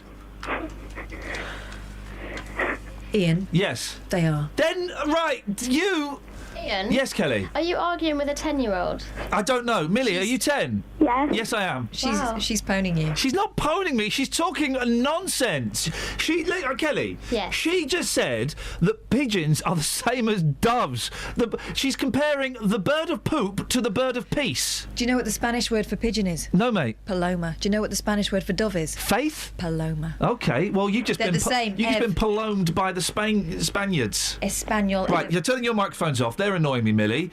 Millie, do you want to phone a friend go 50-50 or whatever the third one was? Yeah, so you don't even know the answer to that, and you think you're okay. Oh no, all right. Let's assume that you're right, Millie, and that pigeons are the same as doves. Yeah, let's assume that for a second. What's your qualifications? How many? What degree have you got, Millie? Let's start with there. None. Okay. How many A levels you got? None. Okay, I've got a 2-1 and I've got 2 A levels. And how many GCSEs have you got, Millie? 10. You've not got 10. You've not got 10. I put it to you, Millicent, that you are a liar. Am I correct? No. What you got at school today, Millie? Art. Oh, DOS, is what you used to call it. Have you got any proper lessons? Yeah. Book. Book? You got book? What does book mean? Reading. Hey, no, I used to like reading. So you got reading and art. Well, that sounds like a busy day, Millie. Well, it's World Book Day, so... Are you dressing up today or tomorrow? I'm dressing up today. Who are you going as? Karate Princess. Whoa! Hang on, there's a book called The Karate Princess? Yeah. What happens in it? Well, lots of things, because it's a series of books. Hey, that sounds awesome. The books I had when I was a kid were rubbish. Millie, listen, have a really nice day. Okay. Thank you for being a good sport. And can I suggest you go and read up on pigeons and doves a little bit and call back tomorrow and apologise? Thank you, Millie. Thank you. Bye-bye. Across beds, hearts and bucks. This is Iain Lee. BBC Three Counties Hi. Radio. Ladies and gentlemen, you just had a phone call there from Broken Britain. She's the great hope. She's not. Maffin Hanslow, Morning, massive Maff. disappointment. Iain, I agree with you. Pigeons are flying rats that spread disease, especially into air conditioning units. Yeah. I didn't realise that was a particular problem. Yes, no, it is. Of course, they go and live in there, and their germs and their fleas get blown around. Do-gooders should capture them and relocate them to trees. The rest of us should do our duty and eradicate them from town centres. You do that, you can end up in court, Maff. Can I just say, we've had a lot of kids calling up. And can we stop it, please? This is no, sorry, the opposite. Can I say we've had a lot of young people calling up recently. I flipping love it. I love it. We've had we had Millie. Was it Penny yesterday? Who was 14. Hannah's called. We've had a few. I love it. I love it. I love it. Where the boys at though? Well, yeah, it's true. If you've got a young person in your family who's going, oh, can I phone up and have a go at him? Feel free to. Feel free to. We love it, we love it and love it. And also, we call you back as well, so it doesn't cost you loads and loads of money. Yeah. You call us and then we call you back. We're also asking this morning, what can't you do that other people can do? Yep. And Neil in Royston has an interesting one. Yep. Can't smell anything. Whoa. Haven't been able to for years, but every cloud and all that, at least I can't smell my 2-year-old's nappies. Oh, no, there's something very cathartic about a young child, 2-year-old in nappies. 08459 455 555 81333. Start your text 3CR. More of those earlier on. No, hang on. Later on. That's the one, isn't it? Yes. Now, a pair of robbers armed with a 6-inch knife got a little bit more than they bargained for when they tried to steal cigarettes from a shop near Luton. Christopher Edwards and Ralph Kahn weren't prepared to stand by and watch their property being stolen from the Slip End shop. So Ralph used a plastic cricket bat to scare them away. Our reporter Justin Dealey has been speaking to Christopher at the store. It's about 6:30 in the evening. We were doing some work on the ice cream fridge and I heard the buzzer go. I just looked round and then there's a guy was standing there with a knife pointing it at me. And then I saw the guy behind the counter, so I just ran at the counter and tried to grab him to stop him doing what he was doing. Instinctive, just like that? Yep. Didn't even think about it at the time. Looking back at the video, are you surprised at the way you reacted? I just didn't think at the time, but just now you think about it and you think something else could have happened. But I didn't. I just went for it. Talk to me about what's here. There's a little plastic bat and a ball. Which is sold to children? It is for children. And Mr. Khan picked it up and chased the guy with the knife out of the shop with it. Gosh, I don't know what to say to you, because it's just so bizarre looking at that plastic bat, which probably, a 3-year-old would play with. You chased him out with that? Yep, Mr. Khan didn't even think about it. He just picked the first thing up he could find and started waving it and screaming at the guy. And what have your friends said to you about this? Have they said to you that you were mad for doing what you did? Some of them do, and some said you've actually stood up for shopkeepers. They praised me. Were you scared at the time? Because if it was so instinctive, you probably didn't fear anything, did you? No, not at the time. I just went for it, but afterwards I was shaking like a leaf. The adrenaline had actually kicked in for about an hour or so. And talking about it now, we came in the shop, we were quite relaxed in our conversation. Now we're talking about the details. Again, you're starting to change. You're almost shaking now, aren't you? Yes, I am. It's just bringing it all back. But it hasn't put you off. You will continue to work in this shop. Oh, yes. Oh, definitely. Well, listening to that was Dr. George Fieldman, who's an independent chartered psychologist. Morning, George. Morning, Ian. We all like to think that we would have a go, but no one actually knows until they're in that situation, do they? And that's probably true. Yeah, there's something called the bystander effect. Right. And people will sort of tend to do what other people around them are doing. And the bigger the number of bystanders, the more likely that any individual will do what the bystanders are doing. In a situation like this, where it's two fellas in a shop, is it a certain kind of person that reacts in the way that these two gentlemen did? Or could they have acted differently if it had happened on another day? I think that's a fantastic question. I don't think the answer is really known. But I think that if it's your property and you feel confident that the person is transgressing a social norm, then I think it's more likely that you'd be reasonably defensive in that circumstance. We often hear stories of someone who's been attacked, and you talk about the bystander effect. There are people watching, and we go, "Oh, isn't it shocking that no one stepped in to get involved?" If I were lying on the floor getting a good kicking, what would be the best way, George, for me to get those bystanders to join in and help me? Well, probably to call help and to indicate that you don't know the people around you. If people think that you might have transgressed against those people around you who are kicking you in some other circumstance, then they may be less likely to help you. But if you say, "Help, I don't know who you are, get off me," then people, I think, are more likely to jump in and rescue you. And these two chaps that did get involved and did fight back, what would be the kind of the effects on them? I mean, we heard Christopher saying that a couple of days later he was shaking just thinking about it. Well, I mean, he obviously did the right thing, as it turned out. But of course, sometimes to get involved is extremely dangerous. But it turned out nicely, and so that's fine. Physical violence is when it explodes is difficult to predict. And if somebody's a thief, they may be more likely to engage in physical violence than the average member of the community. George, good to talk to you. Thank you. Dr. George Fieldman, independent chartered psychologist. 08459 455 555. It's a radio perennial, but have you ever got involved? Have you ever waded in and fought back? It's a few situations where it's been a one-on-one thing. I've found myself in the middle of a sandwich. Giving someone what for, without thinking about it. Wow. Yeah. Gosh. I found myself leaping out of my car, and I hear a voice shouting, and it's mine. Oh, really? Mm-hmm. I don't think. Told some kids off once for vandalising a bus stop. Big man. Thanks very much indeed. Travel news for beds, cards and bugs. BBC Three Counties Radio. On the A1 Great North Road, that's starting to look very slow southbound from the Coneworth turn-off towards the Black Cat roundabout through the roadworks. In Oley, on the A509 Western Road, that's looking slow southbound from Lavenden Road towards Market Place. And in Hemel Hempstead, the A41 southbound's looking slow on the speed sensors from Two Waters Road southbound towards the M25. On the M25 anti-clockwise, it's heavy between junction 21 for the M1 and 19 for Watford. And the A1M southbound's very slow from junction 3 for St Albans towards junction 1 for the M25 as well at South Mims. Samantha Bruff, BBC Three Counties Radio. Across beds, hearts and bugs. This is BBC Three Counties Radio.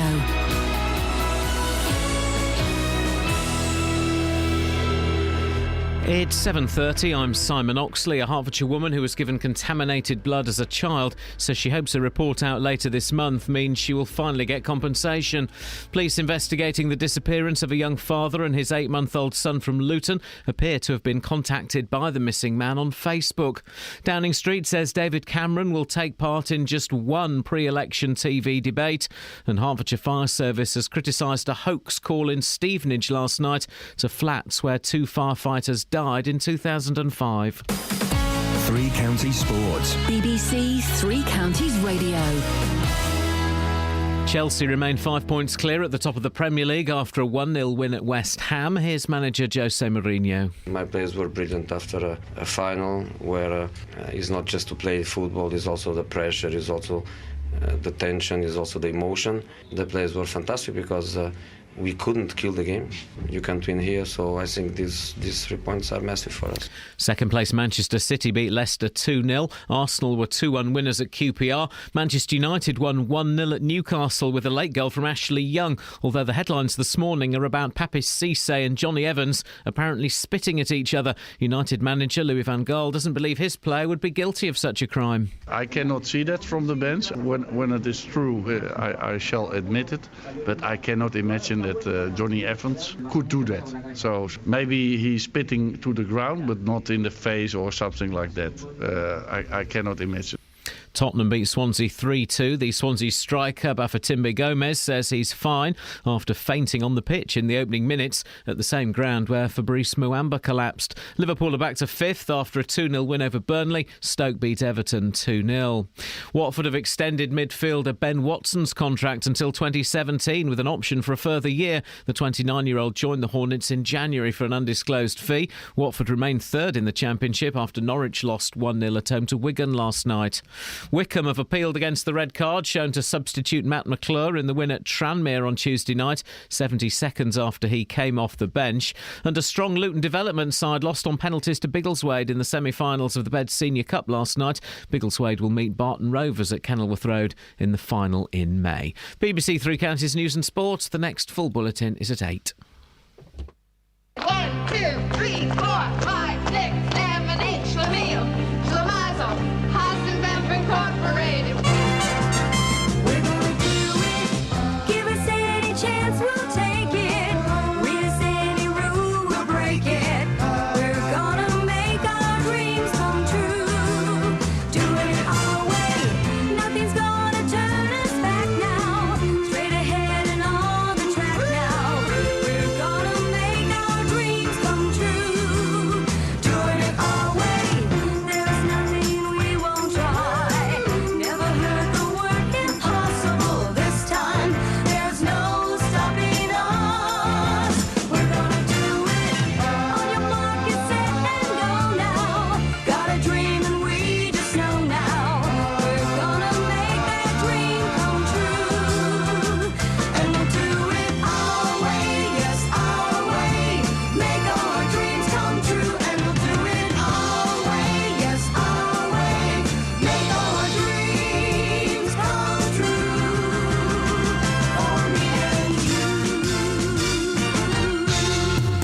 Call 08459 455 555. BBC Three Counties Radio. We're talking about the panther. Started off as a kind of a jokey story, but it is very likely there is a panther out there, a man-eating, baby-snatching panther is out there. Define very likely. Well, OK, there's probably a 98% chance that there's probably this panther out there, and we're in Streatley. And we are suggesting, the BBC official line is, lock your doors, lock your windows, don't go out unless you absolutely have to. It's not. And just be very, very careful. Don't leave babies in prams outside Safeway. No, what happened was Pat in Houghton Regis' sister and wife and sister-in-law saw what appeared to be a large cat. They ran for their lives. They got back in the car. They managed to outrun a huge cat. One of them was wearing zebra print trousers. That's what we know. Mate, we know more than that, mate. Look, BBC cover-up. Lefty, liberal, muesli, munching, sandal-wearing, hemp, I object smoking. to that. I object to that. It was a brioche. A sheep has been mauled. Luckily, the sheep is still alive, but a man who owns lots of sheep, he's not a farmer, has been mauled. And now... Now listen, a big cat would have ripped the sheep's throat out. It wouldn't have been treatable. No, mate, it's a warning. And now... A warning? Ian Gervin, if you follow me, at Ian Lee on Twitter, Ian Gervin has posted a picture of the panther. He says, this beast mauled a chicken and then made a break for the window. It's in his house. Let's have a look. The best picture I could get. Mate, oh, hang on a minute. There's Ev. Flipping heck, it's going to be after your library card, Ian, if you're not careful. It's true. 08459 455 555 is the phone. Now, other bits and pieces we're talking about. Things you can't do that everyone else can. Our very own Sammy Bruff can't click her fingers. Oh, dear. That's weird, isn't it? How on earth have we not known this? And also having a go, heroes, pigeons. I want to talk as well about, there's not specifically, but about this horrible Becky Watts story. The young girl that was murdered. I don't know if I feel uncomfortable that I know so much about the couple that have been accused. Charged. I know their names. I know what they look like. I know that they would go to a wedding. I know that they went to a fancy dress party dressed up as prisoners. I know everything about them. And it makes me feel uncomfortable. I don't know why. It's on the front page of the Mirror. It's not on the front page of the Sun. That's about David Walliam splitting up. But there is a spread about them in there. Should we? Because, hey, I mean, you know, I don't know. Obviously, we can't talk specifics of this case, but people have been arrested before and been found to be completely innocent. Remember the case in Bristol? Was he arrested he was arrested but not charged, I think. Yeah, but the papers went to town on him. Went to town on him because he looked a little bit weird. And he had funny hair, and there was a bloke living on his own. Oh, it must have been him. And of course it wasn't.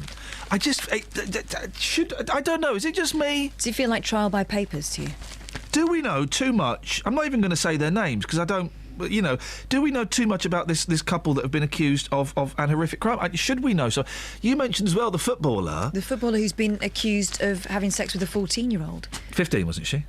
An under 16-year-old girl, and we know his name. We know, and if that also they're starting to talk about her and what she may or may not have said. But if that stops there, that story stops there, and he's completely innocent of that. Well, no smoke without fire. Surely he must have done something. We'll be going through people's minds, and whenever I can't remember his name because I don't know football, but whenever you hear his name, you go, "Oh yeah, nudge, nudge." But there was also talk in the papers yesterday about the alleged victim having boasted about having an affair. Again, that's kind of making people jump to judgments, isn't it? Do we know too much about 08459 455 555? Are the papers giving away too much about people before they have been tried and convicted or otherwise? There's an argument for some cases, isn't there? The Stuart Hall is the example of naming people before they go to trial. But naming this gentleman and his... are they married or are they... Girlfriend. Naming them... Well, what's that got... That was a loud one. What's that going to achieve in terms of, well, more people might step forward? Well, not in this case, they won't. I don't know. 08459 455 555. On other matters, Trucker Chris. Morning, Chris. Good morning, my old mate. How are you? I'm all right, fella. Do you want to talk to me or do you want to talk to Kath? Well, I'll talk to you both. But thank you. Catch the more intelligent one out still. Get right. You've noticed. Oh, he's gone in a huff. He's got it up, is he? Yeah, he has. Look. He better apologise to that young lady, Millie, because I've just Googled it about pigeons, and they're both of the same family. Exactly. A pigeon is a larger version of a dove. Told you. Look, put your microphone back up. Come on. Be a man about it. Just slap his leg and put him on the naughty step. Well, I'm not allowed to do that anymore. Sorry, Chris, your line's breaking up. Yeah, So it appears you've been poked by a 10-year-old and a trucker. He just Googled it. If you Google it, you'll find out we never went to the moon and that John F. Kennedy was shot by aliens. Double ownership.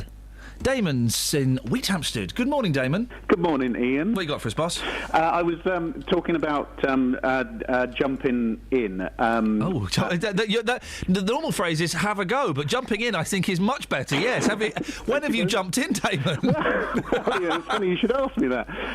I was travelling on a train from London home, a Thameslink train. Not that Thameslink has anything to do with it whatsoever, and other train lines. What an excellent company they are. They are marvellous. We were pulling into St Albans, and I was standing by the doors, and everyone was piling off the doors.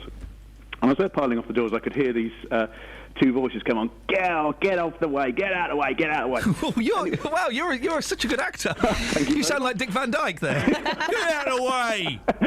So everyone piles off, and these two young hoodlums, I would describe them as, young hoodies come on the train, and they've got cans of beer in one hand and cigarettes of dubious substances in the other, and they kind of run up and down the carriage going, come on, who wants to sing song? Who wants to sing song? Who's going to muck about with us? Who's going to muck about with us? Well, it rhymes with muck. Okay, yes, I got your point, thank you, yes. So it was less of an invitation than a challenge. Yes, it was more of a challenge, yeah. And so obviously I did the thing that everyone should do and buried my face in my book and tried to ignore them and hide away. But they came back to the doors, and they were standing by the doors, and they lit up, they did the worst thing they could possibly do. They lit up their cigarettes. And I was reading them, but trying to ignore them, and I was just thinking, oh, no, should I do something? Should I say something? Should I do something? Should I say? And they turned to me and goes, do you want some of this then? Oh. And so I'm like, oh my God. Yeah, I'll have a little toke on that. You've actually spoken to me, so I have to react in some way to this. So I said, what is it then? And they said, what do you mean, what is it? I said, what is it? Is it like Pakistani black or something? What kind of... Not knowing what I'm talking about whatsoever. And I took it off him. Yeah. And I stubbed it out on my hand. Tough guy. He's a nut job. And they look at me thinking, why has he done that? And I'm thinking, why have I done that? And that really hurts. And then one of them turns to the other one and goes, hang on, he's an undercover copper. And I'm like, yeah, I'm an undercover copper, and I'd like to see some ID, please. And so one of them gets his ID out, and the other one says, I'm not showing you any ID until you show me yours. Which I'm thinking, that's a very reasonable question, actually. And I'm thinking, how is this going to... I don't know what I'm doing here. And the train starts to pull into Harpenden, and I'm thinking, what do I do? What do I do? And I said to them, look, you two, you're getting off the train with me, and we're going to sort it out at the station. I'm calling for backup now. This is insane. I'm standing there going, this is insane as well. So the train pulls into Harpenden, and they say, we're not getting off the train with you, mate. Yeah. I'm like, you are getting off the train with me. And they're like, we're not getting off. So anyway, I get off the train, and they follow me off the train. Oh, damn it. Nicely, we get into the waiting room of the... Are you calling us from a hospital bed? We get into the waiting room, and I said, right, you two wait there, because backup is on the way now, and we're going to sort this out. Wow. And they're like, we're not waiting here. I said, you wait there. You just wait there, because I'm just going out to check on back. And they watched me walk out of the waiting room, walk across the platform, walk straight back onto the train, and they're still waiting. Damon, I'm standing there thinking, please, train doors shut. And they're looking at me, shouting at me, saying, we're not waiting here. And I'm thinking, no, don't wait there. Run off, do something, but just don't follow me. Flippin' heck, Damon. Damon, I think I love you. Anyway, to cut a long story short... We're too late for that. ...door shut, and we went off, and thank God, I've never heard anything from them since. David, that is an amazing story. Catherine has typed up something on my screen. Apart from loving him, you're very posh for a Damon. Oh, what do you mean? That's well, Damon, I would, yeah. How many other Damons do you know, apart from Damon from Brookside? Unposh Damons. It's, Damon, it's a brilliant story, excellently told. I suspect we might hear some of that in the podcast. Thank you well, Damon, we've not spoken before, have we? No, we haven't, but I think we are distantly related, Ian. Oh, how? Well, not actually. I think I used to work with your sister about 20 years ago. Did you, Jo? Yes, Jo, lovely Jo. Where did you work with her? Pets Win Prizes. Hey! Hey, I was on Pets Win Prizes. Well, I hope you were a bona fide owner of something. No, I was brought in as a... who'd have thought BBC Pets Win Prizes was a terrible show. First series hosted by Danny Baker, the rest of it hosted by... Dale Winton. And basically, people brought their pets on, and they would win prizes for you. And I was lined up, Damon, to be... And the fact that you've said that implies that this maybe happened quite often. I was lined up... I have no idea what you're talking about. I was lined up to possibly replace a guinea pig pig owner because the guinea pig owner was a nut job and no one was sure if she could handle the pressure of being on television. So I was like, in the end, I didn't have to replace her. Would you have had to work with the guinea pig? Yes, I'd have had to. Wouldn't respect you. I'd have had to have pretended to be the guinea pig. Instead, Damon, this is one of my favourite things I've ever done, right? And I got 50 quid for this. Instead, I was sat on a deck chair. There were a row of deck chairs. Right, five. With the donkeys! The donkeys! It was the donkeys! I had a hat on as well! Did you have a hat on? Yeah, the hat with the carrots on. Damon, we've worked together! We've worked together. We sat, Damon and I, without knowing this, sat on deck chairs with hats on, straw hats with carrots on, and donkeys had... What did they have to do? They had to eat the carrots off the hat, and the first donkey to eat the carrot won. And this was what, Saturday night entertainment? This was Saturday night BBC One! Smash. Oh, Damon, we have worked together. It's so nice to meet another performer. Another professional. Damon, I have to go. Do call again, won't you? Yes, I will. Thank you so much. That was wonderful. Travel news for beds, cards and bugs. BBC Three Counties Radio. The A1 Great North Road's very slow from the Comworth turn-off southbound towards the Black Cat roundabout through the roadworks. In Northolt on the A40 Western Avenue out of London, there's been an accident which closed it between RAF Northolt and the Hillingdon Circus. It's causing long queues into London from the Denham roundabout towards the RAF Northolt. On the M25 anti-clockwise, it's very slow from junction 21 for the M1 to junction 19 for Watford. And looking at the speed sensors on the A1M southbound, that's looking very busy from junction 3 for St Albans towards the M25. The M1 southbound is also looking very slow from junction 11 for Dunstable Road to junction 9 for Redbourne, but looking at the train departure boards, there are no major delays showing up there at the moment. Samantha Bruff, BBC Three Counties Radio. Thank you, Sammy. Oh, thank you, Damon. That's made my day. Thank you for reminding me of the time I had sat in a deck chair and had a donkey eat carrots off my head. Oh, dear. 7:47. It is, where are we? Thursday, the 5th of March. I'm Iain Lee. These are your headlines on BBC Three Counties Radio.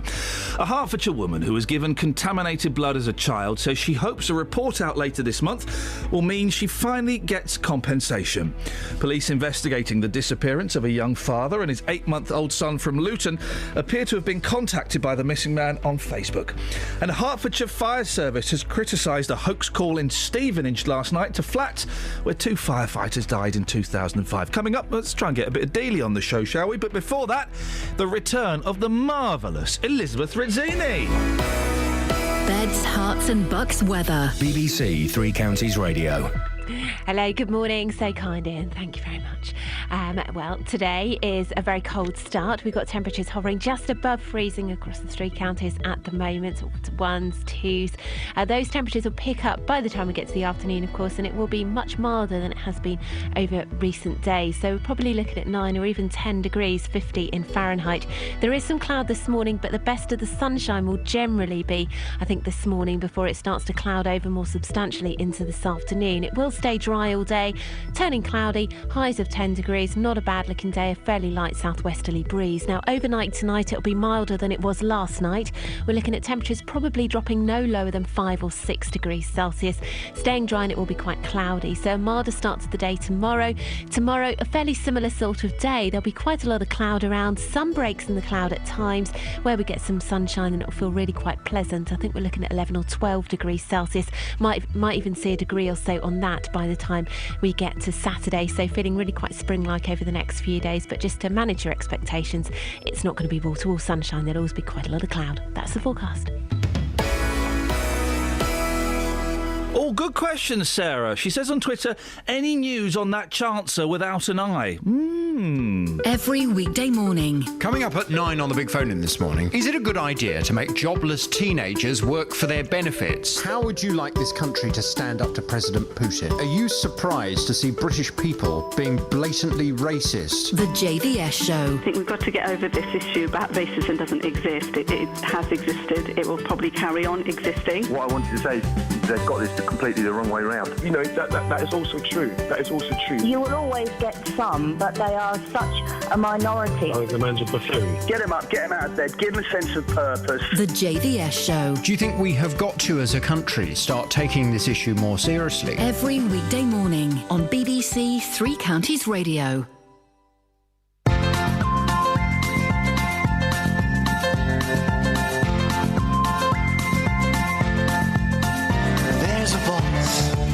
song calling me.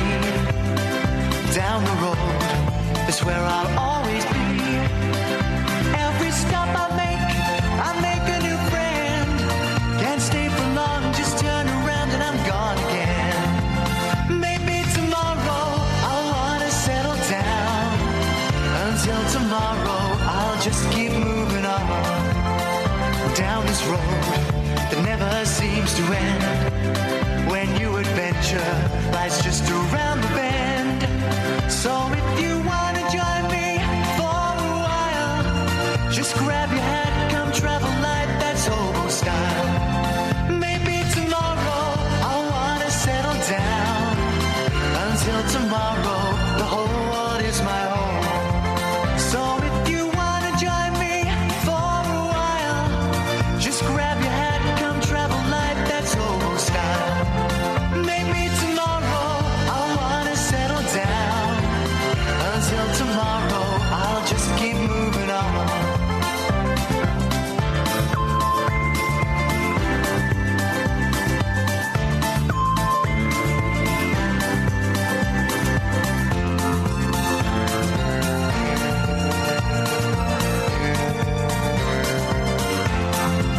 Maybe tomorrow I'll wanna settle down. Until tomorrow, I'll just keep moving on. There's a world that's waiting to unfold. A brand new tale no one has ever told. We've journeyed far, but you know it won't be long. We're almost there and we paid our fare with a hobo song. Maybe tomorrow I'll wanna settle down. Until tomorrow, I'll just keep moving on. So if you wanna join me for a while, just grab your hat, come travel light, that's hobo style. Maybe tomorrow I'll find what I call home. Until tomorrow, you know I'm free to roll. Big up yourself, Justin Dealey. Hey, good morning to you, boss. Mate, Busy morning today. Yeah, I don't. Have you been on Twitter? No. What's been happening on Twitter? There is a photo of the panther. What? And I'm not even winding you up. There is a photo of the man-eating panther that has been terrorising and not only terrorising families but also snatching babies in Streatley. Mm-hmm. Iain has tweeted a picture of the panther. You only see a bit of it, yeah, but it is. I nearly swore then. It is flipping it's massive. And you're not winding me up? No. I've retweeted it. Okay. So if you go on Twitter and look at I've retweeted it. It's getting scary now. It is getting scary. You may be taking the mickey out of this. No, but, hang on a minute. But genuinely, something is happening. I'm not the fella that went to the scene of the incident with a massive badge, looking like Gilbert O'Sullivan, and got a pink panther attacked. You're the one that's I have been behind this panther every step of the way from day one, mate. Not true. So just to update our listeners, and there will be a full update tomorrow because this morning I'm busy dealing with pigeons. We have been talking about pigeons, but also I shall be getting the facts ready for tomorrow's programme. For those that don't know, I went out with two sisters from Houghton Regis, Rosalind and Debbie. They claim they saw this black panther in Streatley, Bedfordshire. They got out of their car to take a closer look. They also claim the panther chased them. Their words, not mine. They were running for their lives. Now, in the last few days, more reports have come in, people saying they've seen something similar, but also a local man who has some sheep. I've been in contact with Willie. I'm going to meet... Yes, Willie. I'm going to meet Willie a bit later on. When was the last time you were in contact with Willie? It was yesterday afternoon. Me too. Yep. And later I'll be meeting Willie because one of his sheep was attacked. The vet came along. This was an emergency call. Thankfully, the sheep has survived. But according to the vet, they're saying this bite is too big to be from a fox and it's too big to be from a dog. You tell me what that could be. Mate, I'm with you. It's a panther. It's Boyley who's not buying this. Boyley? Not even a smidge. Come on. You see? I'm just saying that there is something happening out there. Yes. Why would all these people be lying? Exactly. One maybe. Yeah. But the stories are all coming together. This was in the same area.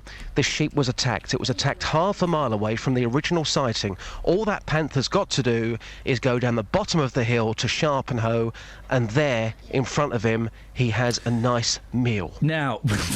But he didn't finish it. Now, maybe he didn't like the taste. I don't know. Panthers don't normally eat sheep, do they? Guys, let's from one P to another. Wildebeest. Pigeons. Yes. What's going on with pigeons? Well, you mentioned this in the papers earlier on. A man has stamped on a pigeon. Yeah, and this he's is killed nuts. the pigeon. It's gone to court. You were saying it's a waste of taxpayers' money. I've been on the streets of Luton this morning because, in my experience of travelling the world, Luton is the pigeon capital of the world. I have seen more pigeons in Luton than anywhere else. What about Trafalgar Square, mate? Well, I haven't been there for a long time. And the last time I went there, they were doing everything they possibly could to get pigeons out of the area. Okay. It's just a few people. But reports are coming in this morning, and you'll hear this report after 8:30.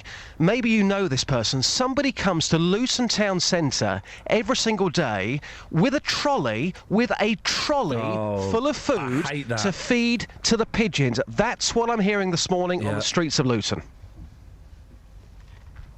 Oh, is that it?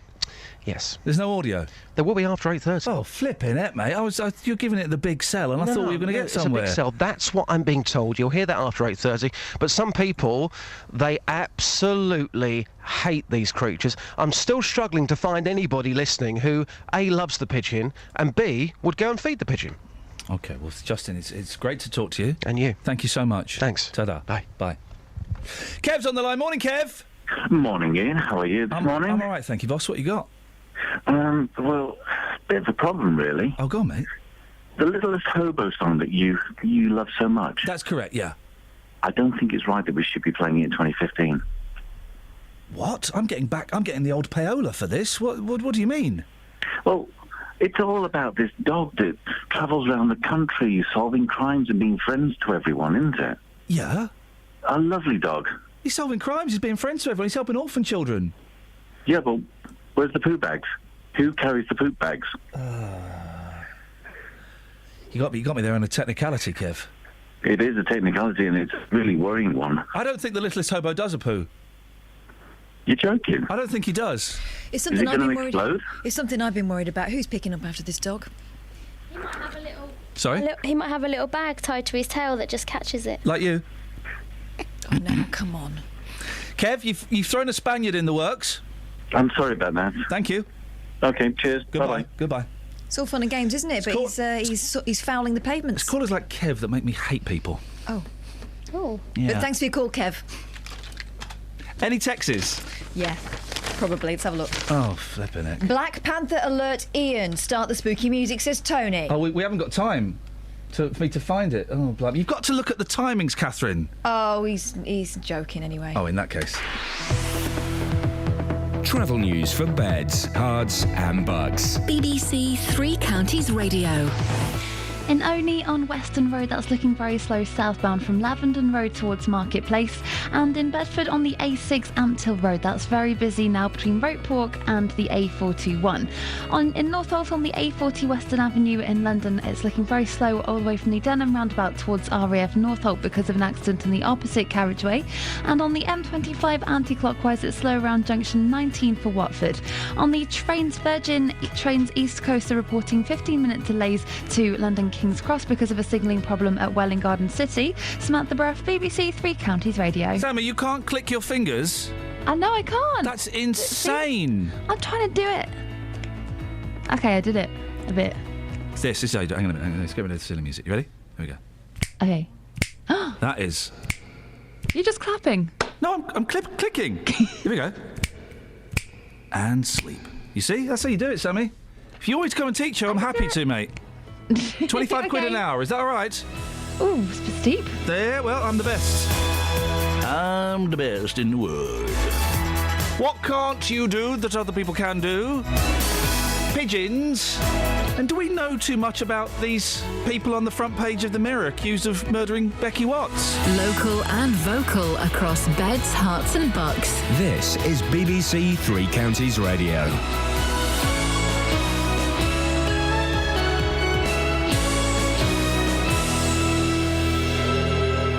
It's 8 o'clock. I'm Simon Oxley. The headlines: Hertfordshire woman's hope for compensation, missing Luton dad contacts police, and fire service anger at Stevenage hoax call. BBC Three Counties Radio. A Hertfordshire woman who was given contaminated blood as a child says she hopes a report out later this month means she will finally get compensation. Nikki Jones from St Albans has haemophilia and contracted hepatitis C after receiving treatment after having her tonsils out in 1980. She's waiting on an initial report published by Lord Penrose in Scotland. He's been reporting on this looking into it for about 6 years, if I'm right. So it's taken a long time. Whether it'll have an impact on what happens down here, I don't know. Obviously, he can make recommendations, but he can't say that you have to award people. We can only hope. Police investigating the disappearance of a young father and his 8-month-old son from Luton appear to have been contacted by the missing man. 22-year-old Kieran Carroll was last seen at about 2 p.m. on Tuesday with baby Louis on the CCTV of a Luton hotel. A man using a Facebook account in Mr Carroll's name sent a message to police saying he was fine. Bedfordshire Police replied saying they need to see the pair in person, adding it's not the role of the police to decide on child custody matters. The Crown Prosecution Service has said there was insufficient evidence for a prosecution in this country of a man who's been found guilty of terror charges in the United States. Abid Nazir was convicted of involvement in a plot to blow up targets, including a shopping centre in Manchester. He was extradited from the UK to the USA in 2013. Downing Street says David Cameron will take part in just one pre-election TV debate. It would have to include at least 7 party leaders and would take place later this month before the official start of the campaign. Broadcasters had wanted 3 debates, including a head-to-head between Mr Cameron and Ed Miliband.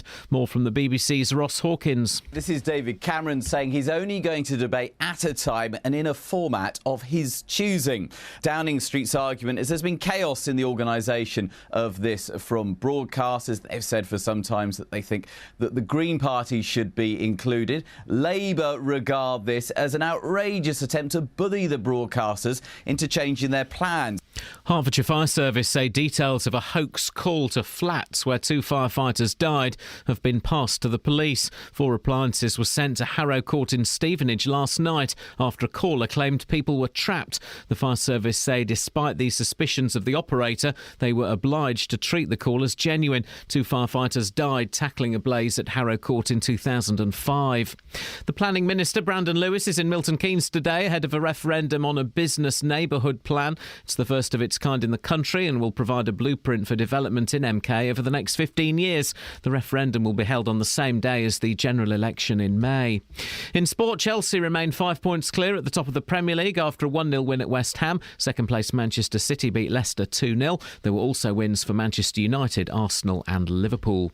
The weather, a frosty start, then staying dry with a mix of cloud and sunny spells, a maximum temperature 12 degrees Celsius. And you can get the latest news and sport online at bbc.co.uk/3 counties. Thank you, Simon. Coming up, well, earlier on we spoke to Nikki Jones, who got hepatitis C because of a blood substitute that was used back in the 80s. Guess how much money she's had in compensation? Yeah, none. What can't you do that other people can do? Pigeons, don't you just hate them? And, well, this couple that's accused of killing Becky Watts, I don't want to talk about that case specifically, but I know what they look like, I know where they live, I know what their house looks like, I know their relationship, I know what they wear to fancy dress parties. I think I know too much about them. It's weird coverage, isn't it? Am I alone in feeling slightly uncomfortable with this coverage? 08459 455 555. Across beds, hearts and bucks. This is BBC Three Counties Radio. What you got, Boyley? Roy's asking on the text where Dave Luton is. Thought he was calling in, or has he bottled it again? Steve in Bedford, unfortunately, he can't do something everyone else can do. What's that? Let's do our sympathetic head bobs. Oh, Can't burp. And I hate pigeons. And can you let your listeners know that on the A421 approaching the Black Cat roundabout, it's at a standstill, Steve of Bedford. Or Steve. Thanks very much. Tony reckons there are 2 cuckoos on the loose in Stretley. One of them is a stripy one and makes a screechy noise as it takes flight. We need the pigeon stamper over there right now to put his foot on the cuckoos.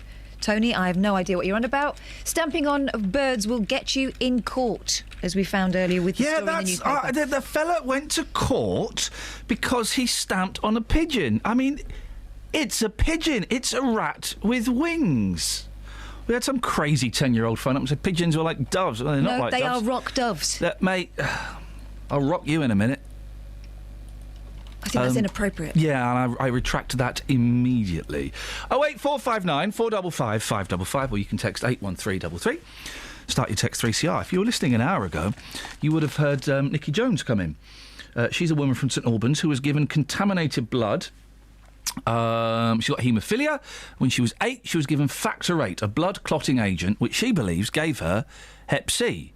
It later transpired that this Factor... Where did they get this Factor VIII from? It's America. Incredible. They were importing it from America, and it seemed they were using blood sold to them by the sorts of people that you would not want blood from. Well, prostitutes and drug users, primarily. And high-risk groups. What a surprise. 4,000 people were infected because of it. None of these people have had compensation.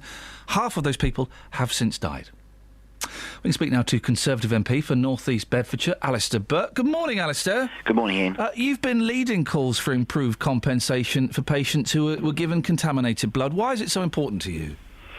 I have constituents who are affected by this. I've met a number of families who have been infected.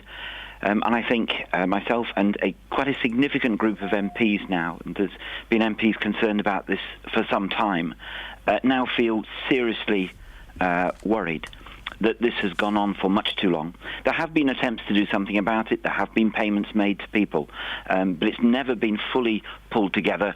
And important questions, just as you've asked just now, about where the blood came from, who knew what and when, which is what the public now these days want to know about things like this. This has never been fully dealt with, and that's why MPs are still campaigning on this issue. You said in the Commons recently, Alistair, that the scale of the disaster was immense. What did you mean by that? What I meant by that is it's one of the largest peacetime losses of life that this country has ever experienced. And I think it is the third greatest loss of civilian life in well over 100 years. We all remember the awful tragedy of Aberfan when 144 children lost their lives in a landslip in 1966. The tragedy of a contaminated blood has killed 12 times as many people as were lost at Aberfan, and yet it's a rather unknown issue and statistic. That is the scale of what has happened to people. It seems incredible. We spoke to one woman earlier on, Nikki Jones, who got Hep C because of this Factor VIII.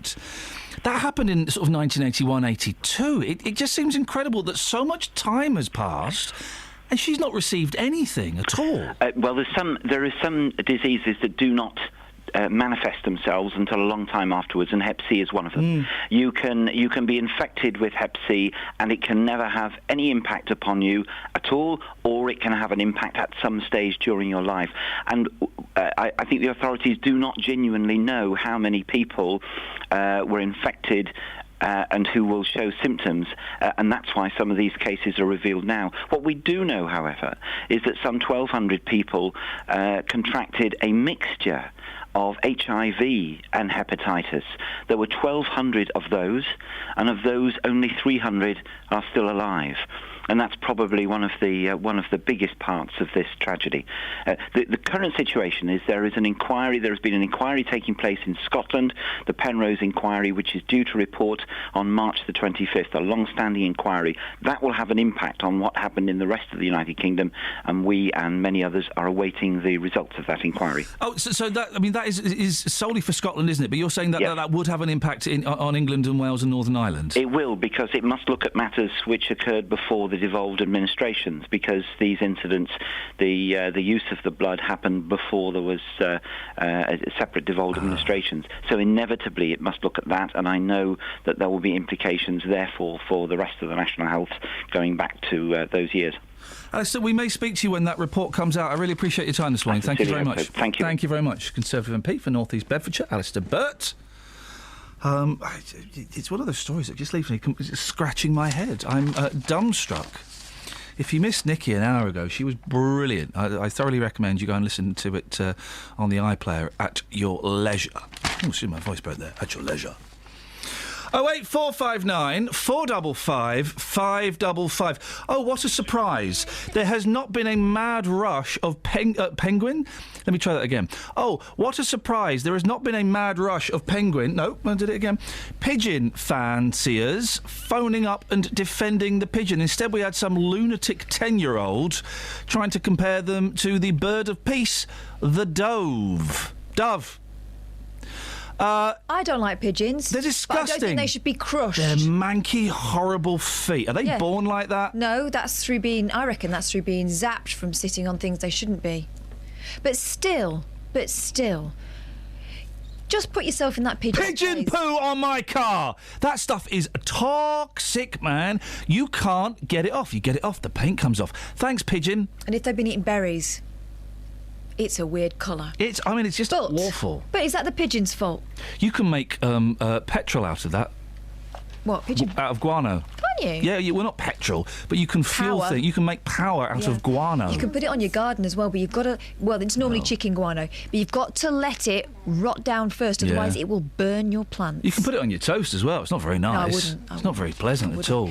Janet thought haemophilia only affected males. Yes, Janet, lots of people think that. They're wrong. I'd never heard that before, that it only... No, I think it's more prevalent in males, and it's carried by females, Nikki said that, but, it affects people of both genders, sexes. Liam from Tring. Morning, Liam. Boasting, I'm double-jointed in my big toe on my right foot, so I can make my toe have two bends, and I can make a popping sound when I move it. No, we're not doing things you can do. No. Things you can't do that other people can do. Mm-hmm. I'm trying, so I can't burp. I can't do the cross-eyed thing. I've got a weak convergence. It actually is a medical condition. I can pretty much do everything else. I'm pretty good at everything. I'm pretty good. Lynn's in Hazelmere. Good morning, Lynn. Morning, Ian. What have you got for us? Well, during the war, the pigeons were really quite heroes. They might be manky old, dirty old things. Pigeons were really quite heroes? Yes, they were. They used to carry messages, coded messages. They're like old-fashioned email, aren't they? P-mail. They are, really. Yeah. But, I know they're a pain and there's hundreds and hundreds of them, but they are rock doves, actually. They're not... There's no such thing as a pigeon. Well, no... Really. Hang on a minute, Lynn. Just listen to what you said. There's no such thing as pigeon? Yeah, there isn't. Their proper name I've seen them. Dove. Yeah, I know, but they're rock doves. No, they're pigeons. I've seen them. They're horrible. Yes, I know. That's the common word for them. Yes, they are. A right pain in the bum. I have about 15 in my garden at the moment. Shoot them. No, I don't go around shooting things in. You will do what this fella did. I wouldn't necessarily encourage people to go around stamping on them. No, that's horrible and absolutely vile, and they should be arrested for doing things like that. But if he did it to a rat, though. Yeah, but no, not really. You shouldn't go around stamping on anything. Oh, if a rat was coming towards my children or even me. A rat would run away. It wouldn't come towards you. Oh, have you ever been on the London Underground? Yeah, they're everywhere. Yeah, I know. I've seen them. They come up to you. Mm. Well, don't accuse me. Both Lynn and Catherine accusing me of lying. Rats in London come up to. Have you ever done that thing? Right, my mum. They don't come up to you. I watch them on the track. They're my entertainment. They're like a screensaver while I'm waiting for the tube. Years and years ago, right, my mum's garden got overgrown and there were rats in there, and I saw one, a big one, right, and so I went up to it and did the. Oi! Get out of it! It just looked at me as if to say, "Do you want some? Do you want some, son? Because I will give you some." And I went, ooh, yeah. They're clever. We used to have pet rats when I was a student, and they used to answer to their names. The noise I made when I saw a rat was very similar to this. Yeah, and I ran straight back in. Yeah, but that's because it took you by surprise. Rats are very, very clever. They're really clever. If they've got something heavy to move, one will lay on its back, and they will roll whatever it is onto its belly. Yeah, rats are so clever. That's why they're always in laboratories running around mazes. There's more of them than there are of us now. Get this, Lynn. Ooh, that sounds like a fight. Get this, right? Yeah. We had two rats, Benny and Bjorn. Why would you name rats after a character from Crossroads and a tennis player? Why not? Got to have a name, haven't they? Anyway, they used to answer their names. That's my favourite joke I've ever done. We used to... Wasn't the best. We thought, let's entertain them. Though. They're clever things. Yeah. You know, there's an intelligence in those beady eyes. Let's play with them. So we got a monkey nut and we fashioned a kind of, a teasing toy out of a monkey nut and some cotton. But the game was brought to an abrupt end. Do you know why, Lynn? Why? Because after about 3 seconds of teasing it with this monkey nut, Tease me till I lose control. the rat grabbed hold of the cotton, bit through it and stole the nut. Yeah, see, they're clever. I'd see, Lynn, I don't want to... The rats that we had when my son was young weren't clever because, well, I suppose they were. We put them in the spare bedroom and... You gave them their own room? New curtains. Yeah, but they ate the curtains. Yeah, I would be terrified of a rat stealing my nuts. Lynn, cheeky! Travel news for beds, cards and bugs. BBC Three Counties Radio. On the A40 Western Avenue into London, it's very slow between RAF Northolt and the Swakeleys roundabout because of an accident. In Hemel Hempstead on the A41 southbound, it's very slow from the Hemel Hempstead turn-off towards the M25 junction 20 at Kings Langley. And in Oney on the A509 Western Road, that's looking very slow between Wellingborough Road and Lavenden Hill on the speed sensors. On the A1M southbound, it's very slow from junction 8 for Hitchin to junction 7 for Stevenage. And on the trains, First Hull trains and Great Northern trains are reporting 15-minute delays to London King's Cross, and that's because of a signalling problem at Welwyn Garden City. Samantha Bruff, BBC Three Counties Radio. Thank you. 8:16, it is Thursday the 5th of March. I'm Iain Lee. These are your headlines on BBC Three Counties Radio. A Hertfordshire woman who was given contaminated blood as a child says she hopes a report out later this month will mean she will finally get compensation. Police investigating the disappearance of a young father and his 8-month-old son from Luton appear to have been contacted by the missing man on Facebook. And Hertfordshire Fire Service has criticised a hoax call in Stevenage last night to flats where 2 firefighters died in 2005. BBC Three Counties Radio.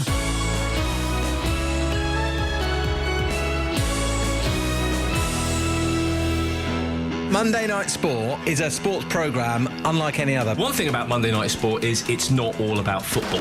Croquet. Basketball. Boxing. Bowls. Oh, you've done me there. Yeah. To do another one quick. While Tennis. I think. Tennis. The one where we were on water on skis. Wakeboarding. Wakeboarding, that's it. Wakeboarding. So it's all these stories, it's all these people. It's not just the sport itself, it's the story behind the individual who's taking part in that sport. You've been far too serious. I am. I mean, we make it a laugh, we make it enjoyable, and people who listen probably wouldn't ever listen to sport in their life, but they would probably listen to Monday Night Sport. We are like... We're not like Gary Lineker and Alan Hansen. No, we're not like that. You can't win anything with kids. I've got a touch of class about me, and then you just sort of pose around, sometimes coming up with the goods every now and again. I'll give you that. I'll give you that. Three Counties Sport. BBC Three Counties Radio. Ah, those guys. Those guys. When will they ever learn? 08459 455 555 is the telephone number if you want to give us a call today. We're talking panthers. We're talking pigeons. No one's been able to phone it and defend the pigeon. There are some creatures on God's earth that we just don't need anymore. I suggest we don't need the pandas. We certainly don't need the pigeons. The pigeons provide nothing apart from anxiety, disease, and poop. That's all they give us. 08459 455 555. What can't you do that other people can? We were originally going to call this disabilities that don't entitle you to a blue badge. Someone took offence at that. So, instead, what can't you do that other people can? I can't burp or cross my eyes. Kelly can't make people laugh. 08459 455 555 is the telephone number if you want to give us a call. We've got any texts? Let's have a look. Katya, if you're listening, can you give us a buzz, please? Give us a buzz. You've got a funny thing on your phone. And Katya, give us a buzz. I have to press like a hash and it's like scanning. I don't know who's been ringing Pakistani black. He had no idea what that is, and I've got a very limited idea of what that was. We've got some emails. Yes. April Harper. Good morning. They're a right pain, pooping everywhere. Yuck. I think she's talking about pigeons. Is she talking about pigeons or you two? I don't know. Let's continue and find out. OK. I had a nesting pair. Yeah. It's us, in the garden. And their brood used to hang around right up until we got Lily. You've seen the picture of my huge cat. Yes. We feed Lily raw, so she likes fresh kill. Ooh. Oh, hang on. We need the music. Oh, hang on a second. She feeds Lily raw? Do you know what that does to me? I had a nesting pair in the garden and their brood used to hang around. Right up until we got Lily. We feed Lily raw. So she likes fresh kill.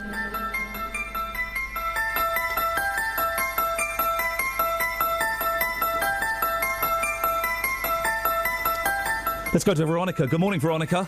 Morning. What can't you do that other people can? I can't do Roger Moore's eyebrow, lifting it. Oh, classic! No, Veronica, neither can I. And I cannot tell you how much of my life I've spent trying to raise the one eyebrow. Me too, and even more so, Elvis Presley's lips. I can't can do that either. I can do the lip. I can do it on the left. I can't do it on the right. I can't do it either side, and my kids laugh at me all the time for it. Really? And do you practice looking in the mirror even today? Yes. Good for you, because okay, this is another phone in. What do you do in front of a mirror? Because that's a great one, isn't it? That's a great one.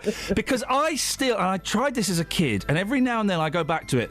I try the eyebrow thing, and I'm thinking, is it willpower? Is it? And I hold down the right. I think if I could do it, Veronica, it would be the left one.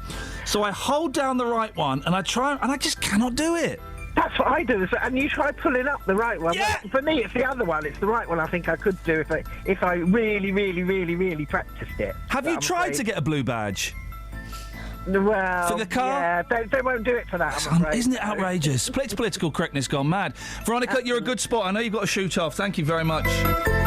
It's a great phone-in, dear listener. What do you do in front of the mirror? That's a good one, isn't it, Just? Oh, I like that so much. Can you raise an eyebrow? Just about, but no. with great difficulty. My mum, God bless her, can wiggle. I probably can't do it now, but I remember as a kid, she could wiggle her ears. Yeah, my husband can do that. What? Wiggle her ears.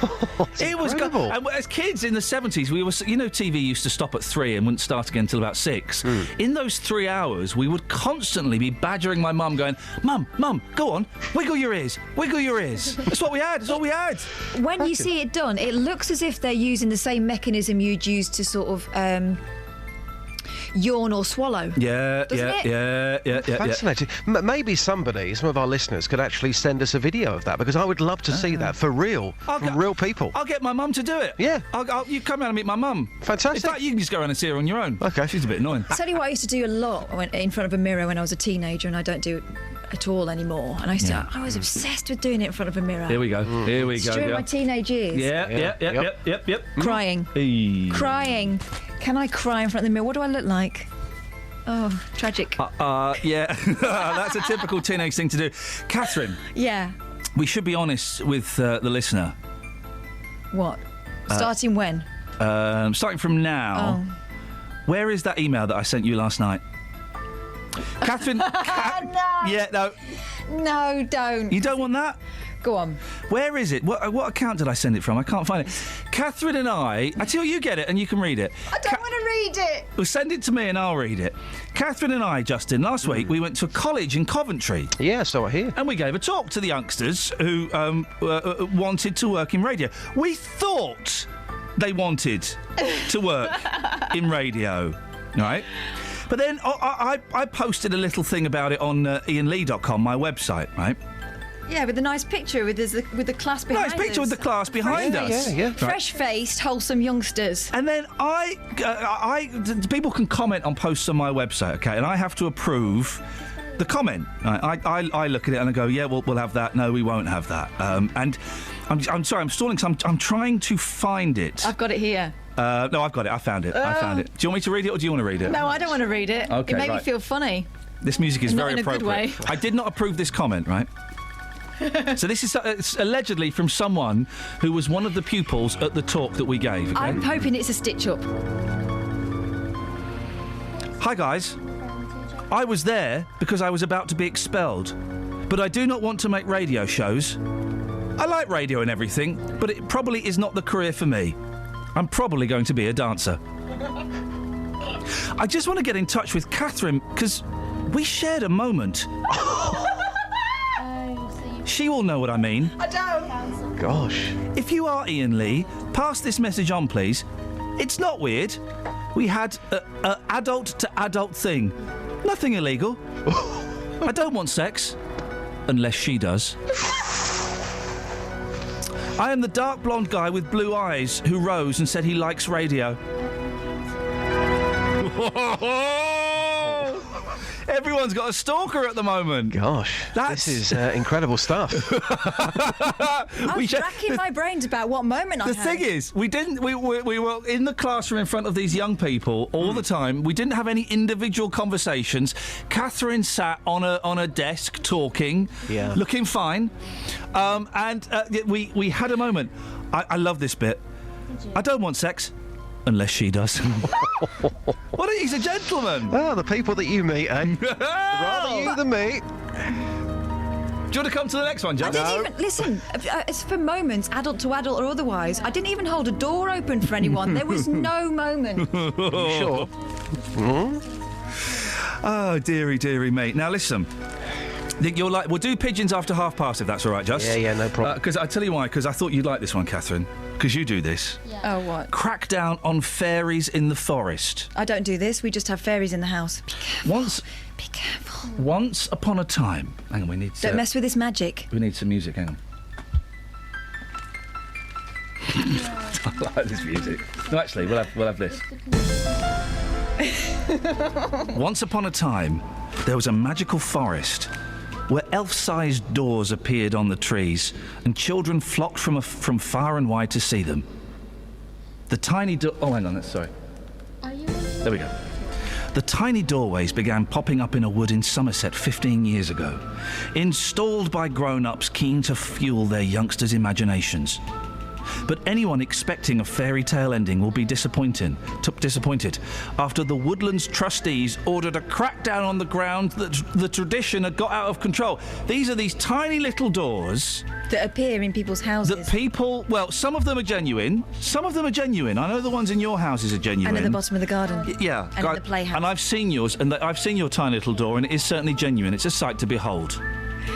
Not only does that door tantalise my children, but it also helps them to behave. It's a doorway to a magic kingdom. Yeah, because something that people don't realise is that fairies don't like shouty children.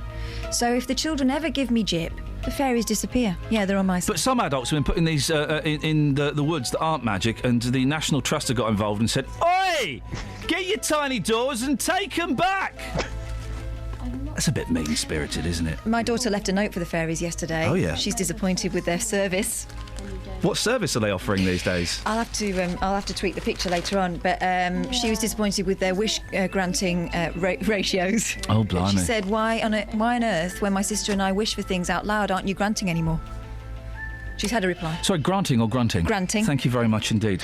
Justin, we'll speak pigeons after the news. No problem. Thank you, my dears. 08459 455 555. What can't you do that other people can? Pigeons, aren't they just awful? And tread carefully. What do you do in front of the mirror? That's one of my favourite. That's up there with celebrity handkerchiefs. 08459 455 555.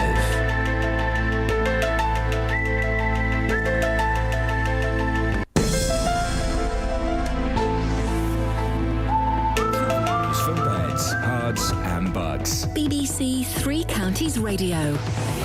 The M25 anti-clockwise has long delays from junction 27 for the M11 towards 25 for Enfield because of an accident. On the M1 southbound, it's very slow between junction 10 for the Luton Airport Spur Road and 9 for Redbourne, and in Luton on New Bedford Road. That's been partially blocked by an accident at Cromwell Road. It's causing delays from Bath Road. On the A1 Great North Road, that's looking very slow through the roadworks between the St Neots Junction and the Black Cat roundabout. And into London on the A40 Western Avenue, there are long delays between the Swakeleys roundabout and the RAF Northolt because of an accident there in the opposite carriageway. Samantha Breff, BBC Three Counties Radio. Across beds, hearts and bugs. This is BBC Three Counties Radio.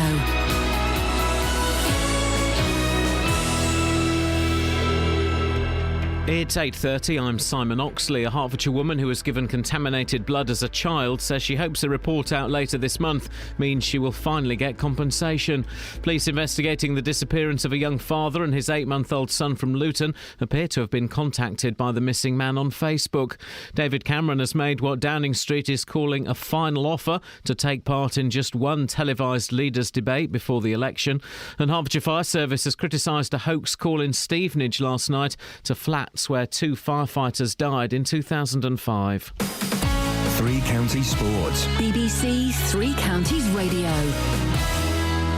Chelsea remain 5 points clear at the top of the Premier League after a 1-0 win at West Ham last night. Second place Manchester City beat Leicester 2-0. Arsenal were 2-1 winners at QPR. Manchester United won 1-0 at Newcastle with a late goal from Ashley Young. Although the headlines this morning are about Papiss Cissé and Johnny Evans apparently spitting at each other. Here's Newcastle manager John Carver. You can't do it, can you? I mean, it's one of the worst things in football, I think. But to be honest, like I say, I can't really comment on it. I just know there was a fracas on the halfway line.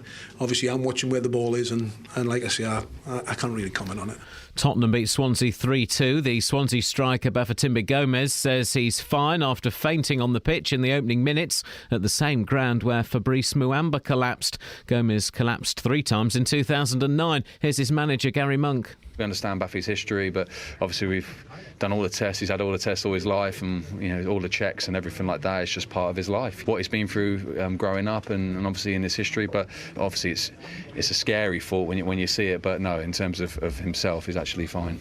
Liverpool beat Burnley 2-0 and Stoke beat Everton also 2-0. Watford have extended midfielder Ben Watson's contract until 2017 with an option for a further year. The 29-year-old joined the Hornets in January for an undisclosed fee. Watford remain third in the Championship after Norwich lost 1-0 at home to Wigan last night. Wycombe have appealed against the red card shown to substitute Matt McClure in the win at Tranmere on Tuesday night, 70 seconds after he came off the bench. Bangladesh have beaten Scotland at the Cricket World Cup. Bangladesh face England on Monday. And another top jockey is to quit the saddle. Flat racing's 3-time champion Richard Hughes is to follow National Hunt's AP McCoy into retirement. BBC Three Counties News and Sport. The next full bulletin is at 9. 455 555. Have me blue one Three down. Counties Radio. Have me blue fader down. You're right. Right, no. You've got sore fingers. Right, I nearly cut my finger off the other day chopping some onion. That's the state of your nails. Oh, shut up! I was doing. Disgusting. I know. They're all wonky. I know. What do you mean you nearly chopped your finger off? I was chopping onion. Yeah, your finger's still there, mate. Well, it nearly wasn't. It's not hanging by a thread. I screamed. Oh, yeah. Because I sliced into it, chopping onions. Imagine that, chopping it. And I thought, gosh. Where's the injury? What do you mean, where's the injury? Look there, look at that, look. Oh, you big baby. It bled a lot. Oh, dear. It was very painful. Yeah. You're right, I need to go and do my nails. They are disgusting. Do you ever get a manicure? No. Oh, I love a manicure. I love a manicure. Do you? Yeah, I do. It's I haven't had it done for ages. My nails are in a bit of a state. But I think it's so decadent. It's so wonderful. You've got a bit of mud under that one there. That's not mud. Got 2 young boys. What's on your show this morning? Coming up on the big phone in this morning, it's the big story of the day. Yeah. I'll be asking, do you think David Cameron is clever or cowardly for refusing to debate with Ed Miliband? David Cameron has said he'll only do one televised debate ahead of the general election, and it must include 7 party leaders. This announcement rules out a head-to-head clash with Labour leader Ed Miliband ahead of the election on the 7th of May. The former Labour Deputy Prime Minister, John Prescott, has taken to Twitter to call Mr Cameron a chicken.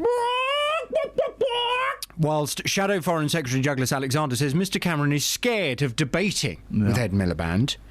But with polls showing a majority of people still think David Cameron is a more credible candidate to be Prime Minister than Ed Miliband, I want to hear your thoughts on this morning from 9. Do you think David Cameron is clever or cowardly for refusing to debate with Ed Miliband? He can be both, can't he? He's obviously being, I would suggest he's being very canny, because he is, I think, 3 points ahead at the moment. I'm not sure. So he's clever not to, but he could also be scared of being, found out, possibly. The thing is, when you think back to it, it feels as if the prime ministerial debates going up to the election is something that, well, why wouldn't he? We should have this. We have a right to see him. But actually, I believe I'm right in saying Gordon Brown was the first Prime Minister to agree to this. Yeah. Because Tony Blair would never do it, would he? No, it was only the last election, 2010, was the first time we had it. Yeah, exactly. And they were quite dull, weren't they? Oh, I don't know. Oh, really? I loved all 3 of them. I don't think the one with 7 people is going to work. No, that will be dull. That's silly. That will be dull. That's silly. I mean, what Plaid Cymru thing? Exactly. I mean, really, it should just be between Cameron and Miliband. Yeah. That should be it. Yeah. There shouldn't be anyone else. You know, there shouldn't be... You don't think Clegg? No. No? But no, because it should be, and they should rebrand it, the Prime Minister debate between the two people who would potentially be the Prime Minister. There you go. Now, you know, of course, there may be a massive surge in support for UKIP or the Liberal Democrats or any of the smaller parties, but statistically, it's pretty unlikely that any of those men would be the Prime Minister. What if David Cameron and Ed Miliband were filmed living on a barge for a month and they travelled the waterways of Great Britain? I'd watch that.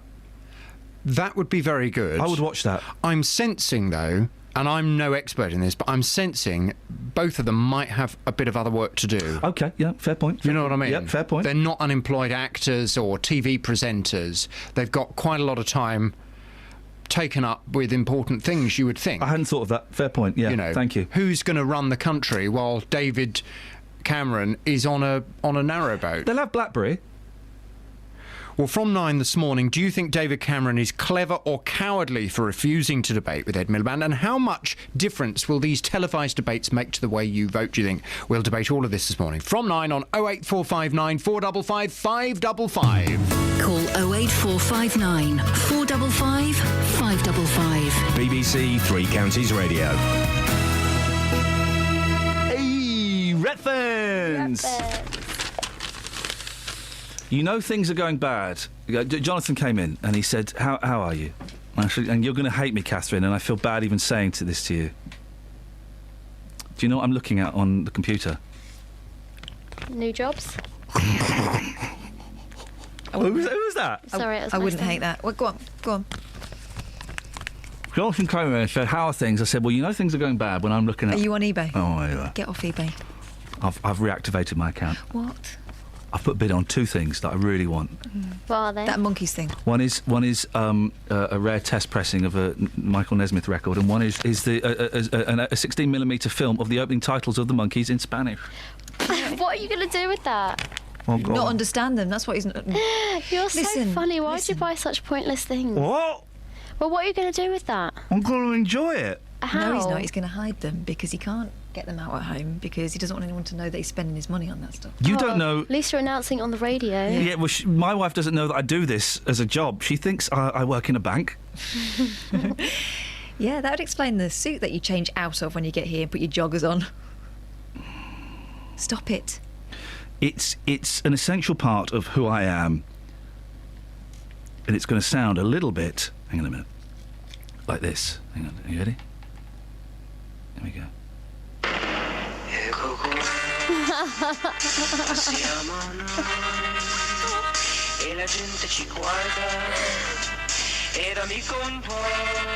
That's Italian. I think I prefer that one. Good, isn't it? It's not going to sound like that. Well, if it does, you've been done. yeah. It's good, isn't it? I like that.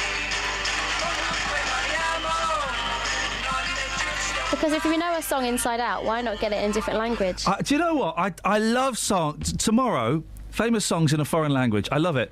We can't do it because it's Vinyl Friday. Okay, Monday. All right. Komm, gib mit deiner Hand. Yeah, I love that one. Sie liebt dich. Justin?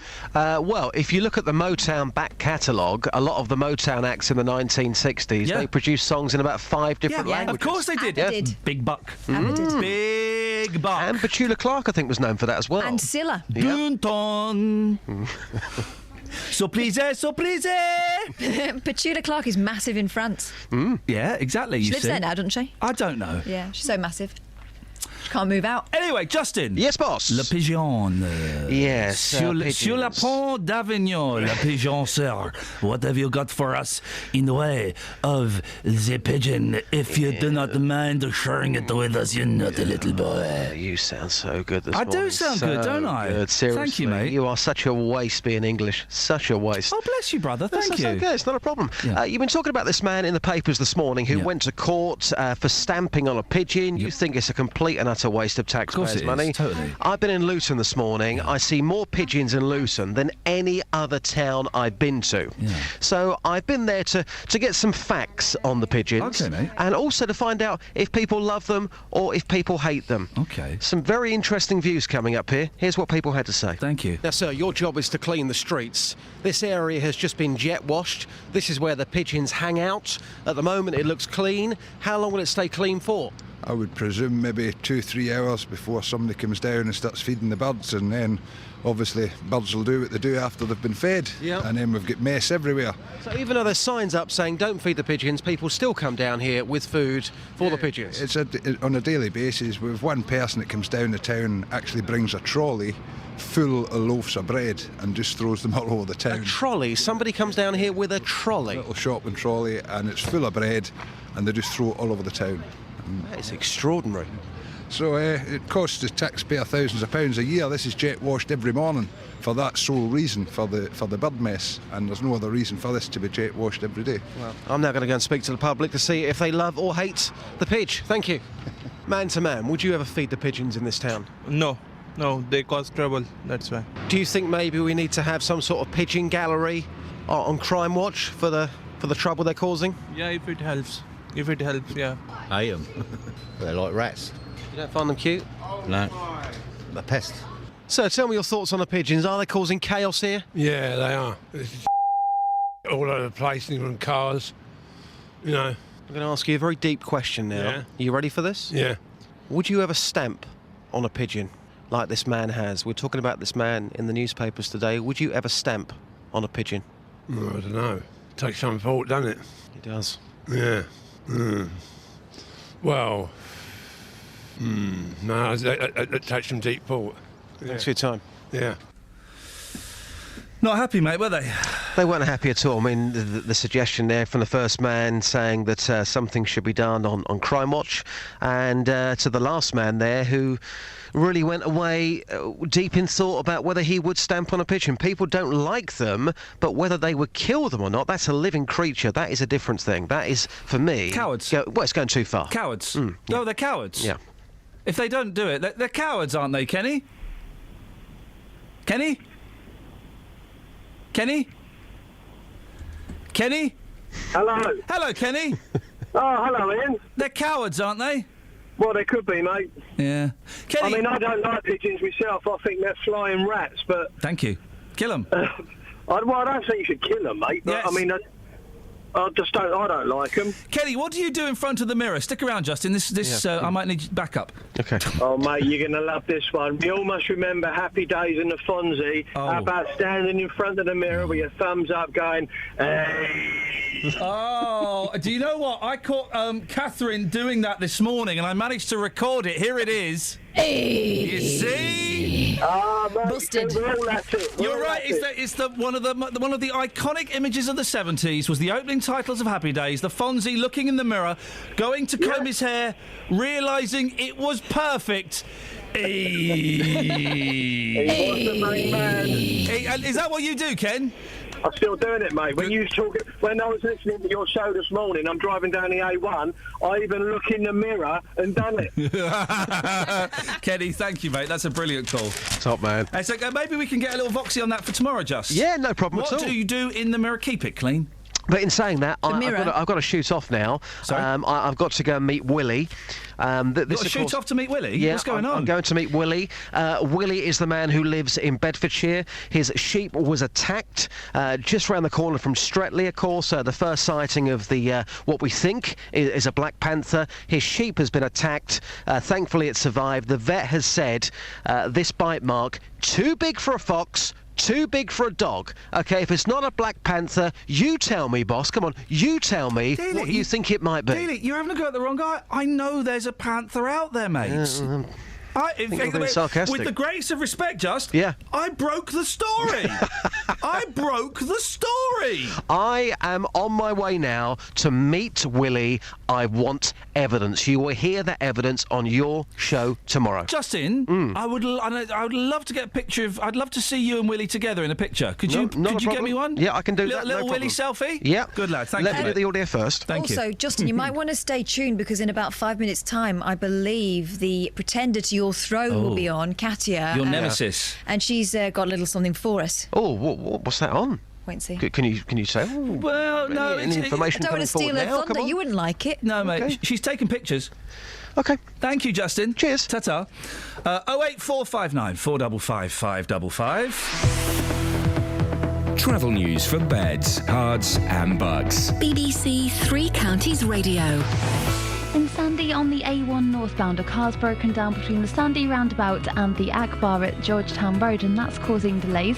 On the A1 Great North Road, it's very slow between Tamsford and the Black Cat roundabout, and also from the St Neots junction all through the roadworks. It's looking really busy. In Luton on the A6 New Bedford Road, that's been partially blocked by an accident at the junction for Cromwell Road, and that's causing queues from Bath Road. And on the motorways, the M1 southbound's very slow from junction 10 for the Luton Airport Spur Road to junction 9 for Redbourne, and the M25 anti-clockwise is very busy round junction 16 for the M40. That's as a result of the problems on the nearby A40. On the trains, Virgin East Coast, Versatile Trains and Great Northern. This is Virgin on the Ridiculous. I'm so sorry. I'm so sorry, Sammy. That's a new name. Virgin Trains East Coast have 15-minute delays. Sorry, it's a serious point. Into London King's Cross because of a signalling problem at Welwyn Garden City. Anytime you're Samantha ready. Bruff, Thank you. BBC Three Counties Radio. There we go, Sammy. 8:46, Thursday, the 5th of March. I'm Iain Lee. These are your headlines on BBC Three Counties Radio. A Hertfordshire woman who was given contaminated blood as a child says she hopes a report out later this month will mean she will finally get compensation. Police investigating the disappearance of a young father and his 8-month-old son from Luton appear to have been contacted by the missing man on Facebook. And David Cameron has made what Downing Street is calling a final offer to take part in just one televised leaders' debate before the election. Let's get the weather. Here's Elizabeth. Beds, Herts and Bucks weather. BBC Three Counties Radio. Hello, good morning again. Temperatures slowly creeping up. We've got them between 0 and 3 degrees at the moment. We've got some clouds spreading in from the northwest as well. The best of today's sunshine will be through this morning, more like sunny spells through the late morning and then clouding over into the afternoon. But the air's going to get milder. It's coming in from the southwest. So we're looking at top temperatures today, probably up to around 9, maybe even 10 degrees Celsius towards southern areas. That's 50 in Fahrenheit. So altogether rather dry, quite a cloudy day, turning into a cloudy day anyway, and then staying dry and cloudy overnight too, but a milder night than we saw last night. Temperatures dropping no lower than 5 or 6 degrees Celsius. Tomorrow, dry, cloudy. Where we do get some sunshine tomorrow, it will feel really very pleasant because the temperatures will be up to 11 or 12 degrees Celsius, set to climb just a little bit further for the weekend, so it will feel nice and spring-like, but there'll still be quite a lot of cloud around. That's the forecast. After another mixed night of football for our local sides, Saturday brings another chance to get 3 points. Watford are away to playoff chasing Wolves.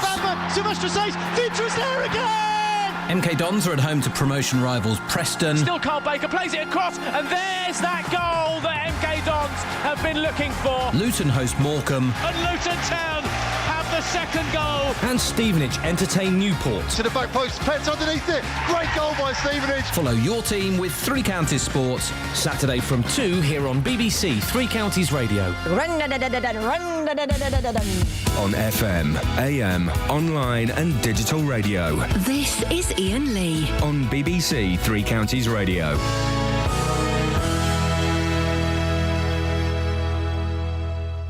We got any texts? Hang on, let me try again. We got any texts? Yes. Go on then. Yes. Go on. Yes. Let's have the texts. It's about pigeons. Yeah. Mick, we live in a sick society with idiots stamping on pigeons. Oh, no. Shooting and culling pigeons, different matter. Oh, right, yeah, OK. It's just a pigeon. Bev says, leave the pigeons alone. They have every right to live. I'd like to stamp on some humans. Do you know what? I hate these people that say, oh, look, we've got to look after the little doggies. and we've got to look after the little pigeons. But I tell you what, I'd kill some people. No. Don't be killing anyone. No. Listen, people are more important than birds and animals. Fact. Yeah, we should look after the birds and the animals. Of course we should. We should do our best to protect them as we can. But people are more important. Okay. Fact. Ev in Luton's been on.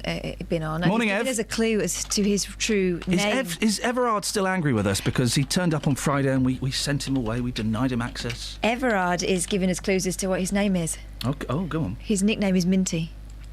Okay, so Everard. Yeah. Yeah. I wouldn't stamp on one, but I'd like to kick one. In the shape of them, I reckon they'd go quite far, look a bit like a rugby ball. Now, come on, this is all nature's creatures. Let's take care of them. We're custodians of this planet. No stamping on anything or anyone.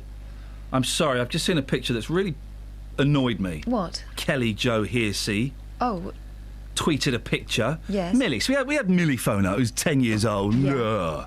And she had a fine young woman. Rubbish argument Who about. pwned you? She didn't pwn me, Pwned mate. you? She didn't pwn me. And if you keep on saying that, I will turn your microphone off. Oh, that'll show me. Millie, who took pwnership. Well, Kelly, you've spelt pwnership wrong, mate. So, there's a picture of Millie who took pwnership of Iain this morning, enjoying pigeons, which are, of course, the same as doves. Well, I don't know if Millie's your daughter, Kelly. I'm assuming she is. Yes, she is. I don't want to say it. Bad mum. I'm going to say it because she has allowed her daughter to stand near, what looks like a bin that's covered in poop, and then Millie has got 1, 2, 3, 4, possibly 5, let's say 4 pigeons on her. Pigeons have got diseases. Pigeons brought the plague over. No, yes, they did.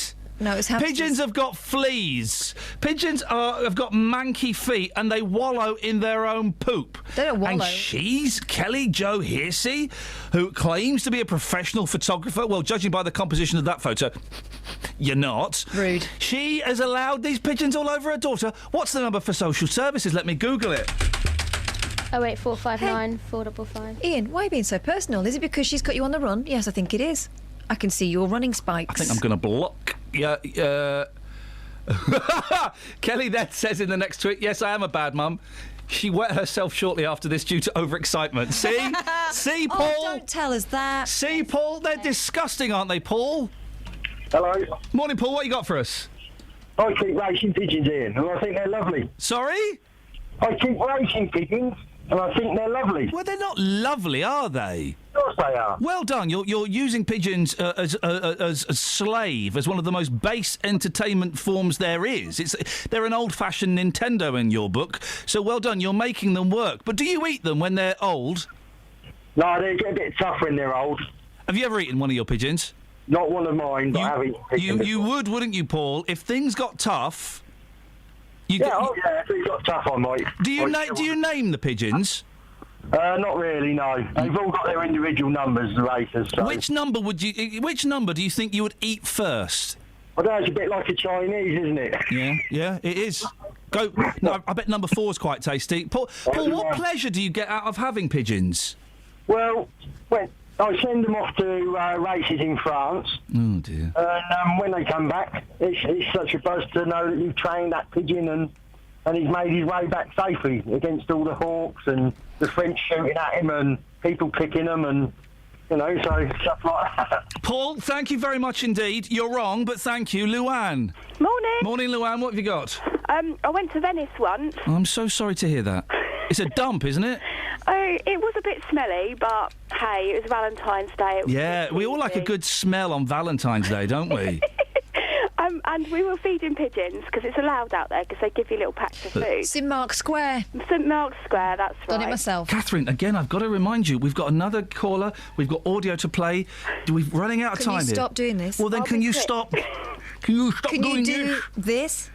Oh, I can do it with these both. Yes, Luann, quick! Well, I trod on the pigeon. Yes. And it got up again to finish the food because it was obviously so hungry so fat and so hungry it didn't get squished. Wow. But it's been a running joke from sort of then on because my husband proposed to me that day as well. So did he? Oh God! What was he? Was the final thing that because he'd been umming and ahhing and then he saw you stand on a pigeon, he thought, yes, she is the one for me. That's exactly exactly right. Did it make a crunching noise? It did, right underneath my foot, yeah. Oh, beautiful. Luann... Still got up, though. Luann, I would love to talk more about this, but Catherine's crammed too much into the show. Robo-Pidge. Katia! Yes, hello, good morning. Hello, good morning to you, Katia. Very, very quickly, I'm talking really quickly, because we don't have much time, but you are working with a legend. It turns out that's Catherine. She's a legend. Oh, flip it. Former pop star. I know. What is... I'll let you two do this. What is this, girls? What is it, a knitting pattern? It's a chapter in my life I don't tend to go on too much about, but I was a pretty big deal in garage music. When I say garage... in my friend's garage when we were 10. We had a pop group called Wow. It consisted of me, Fiona, Katie and Gemma. Although Gemma's the one who won't get together for the reunion, but she thinks that she's moved on. Yeah, time's running out, guys. Anyway, so we talked about maybe getting back together. Katia, you got excited about that, and it seems like you weren't the only ones. Yeah, I know. Shall I press play? Yes. Oh, blimey.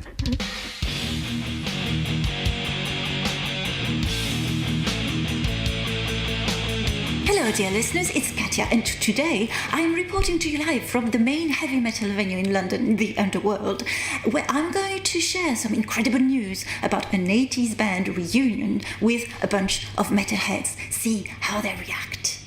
So we're all here today for Sanctuary. How excited are you about Sanctuary coming back together? Sanctuary, real heavy metal. Yeah, Sanctuary definitely is not the real first heavy time I metal. see them, but yeah, it's gonna be like. So on a scale of 1 to 10, it would be a 9, a 10, or 11 on the scale.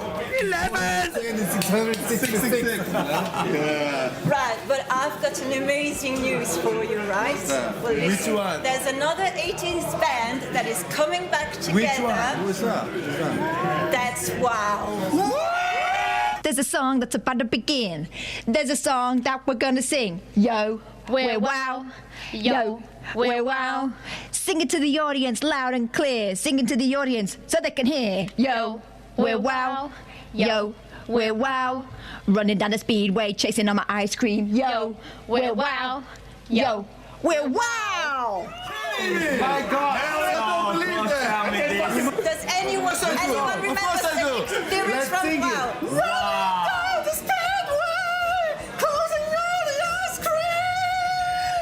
We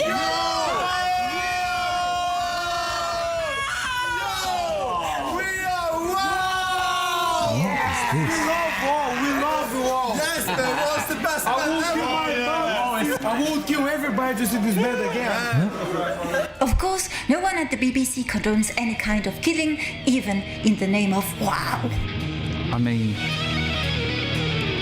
really? We cut two excellent calls short for you to have a little stroke there, little ego stroke? Katia does the work, then it would be churlish not to show it, wouldn't it? Katia, thank you. Sorry about that. Katia, you really have the worst taste in music. What? Do you still like Lordi? I remember you used to like Lordi. No, it's not me who did.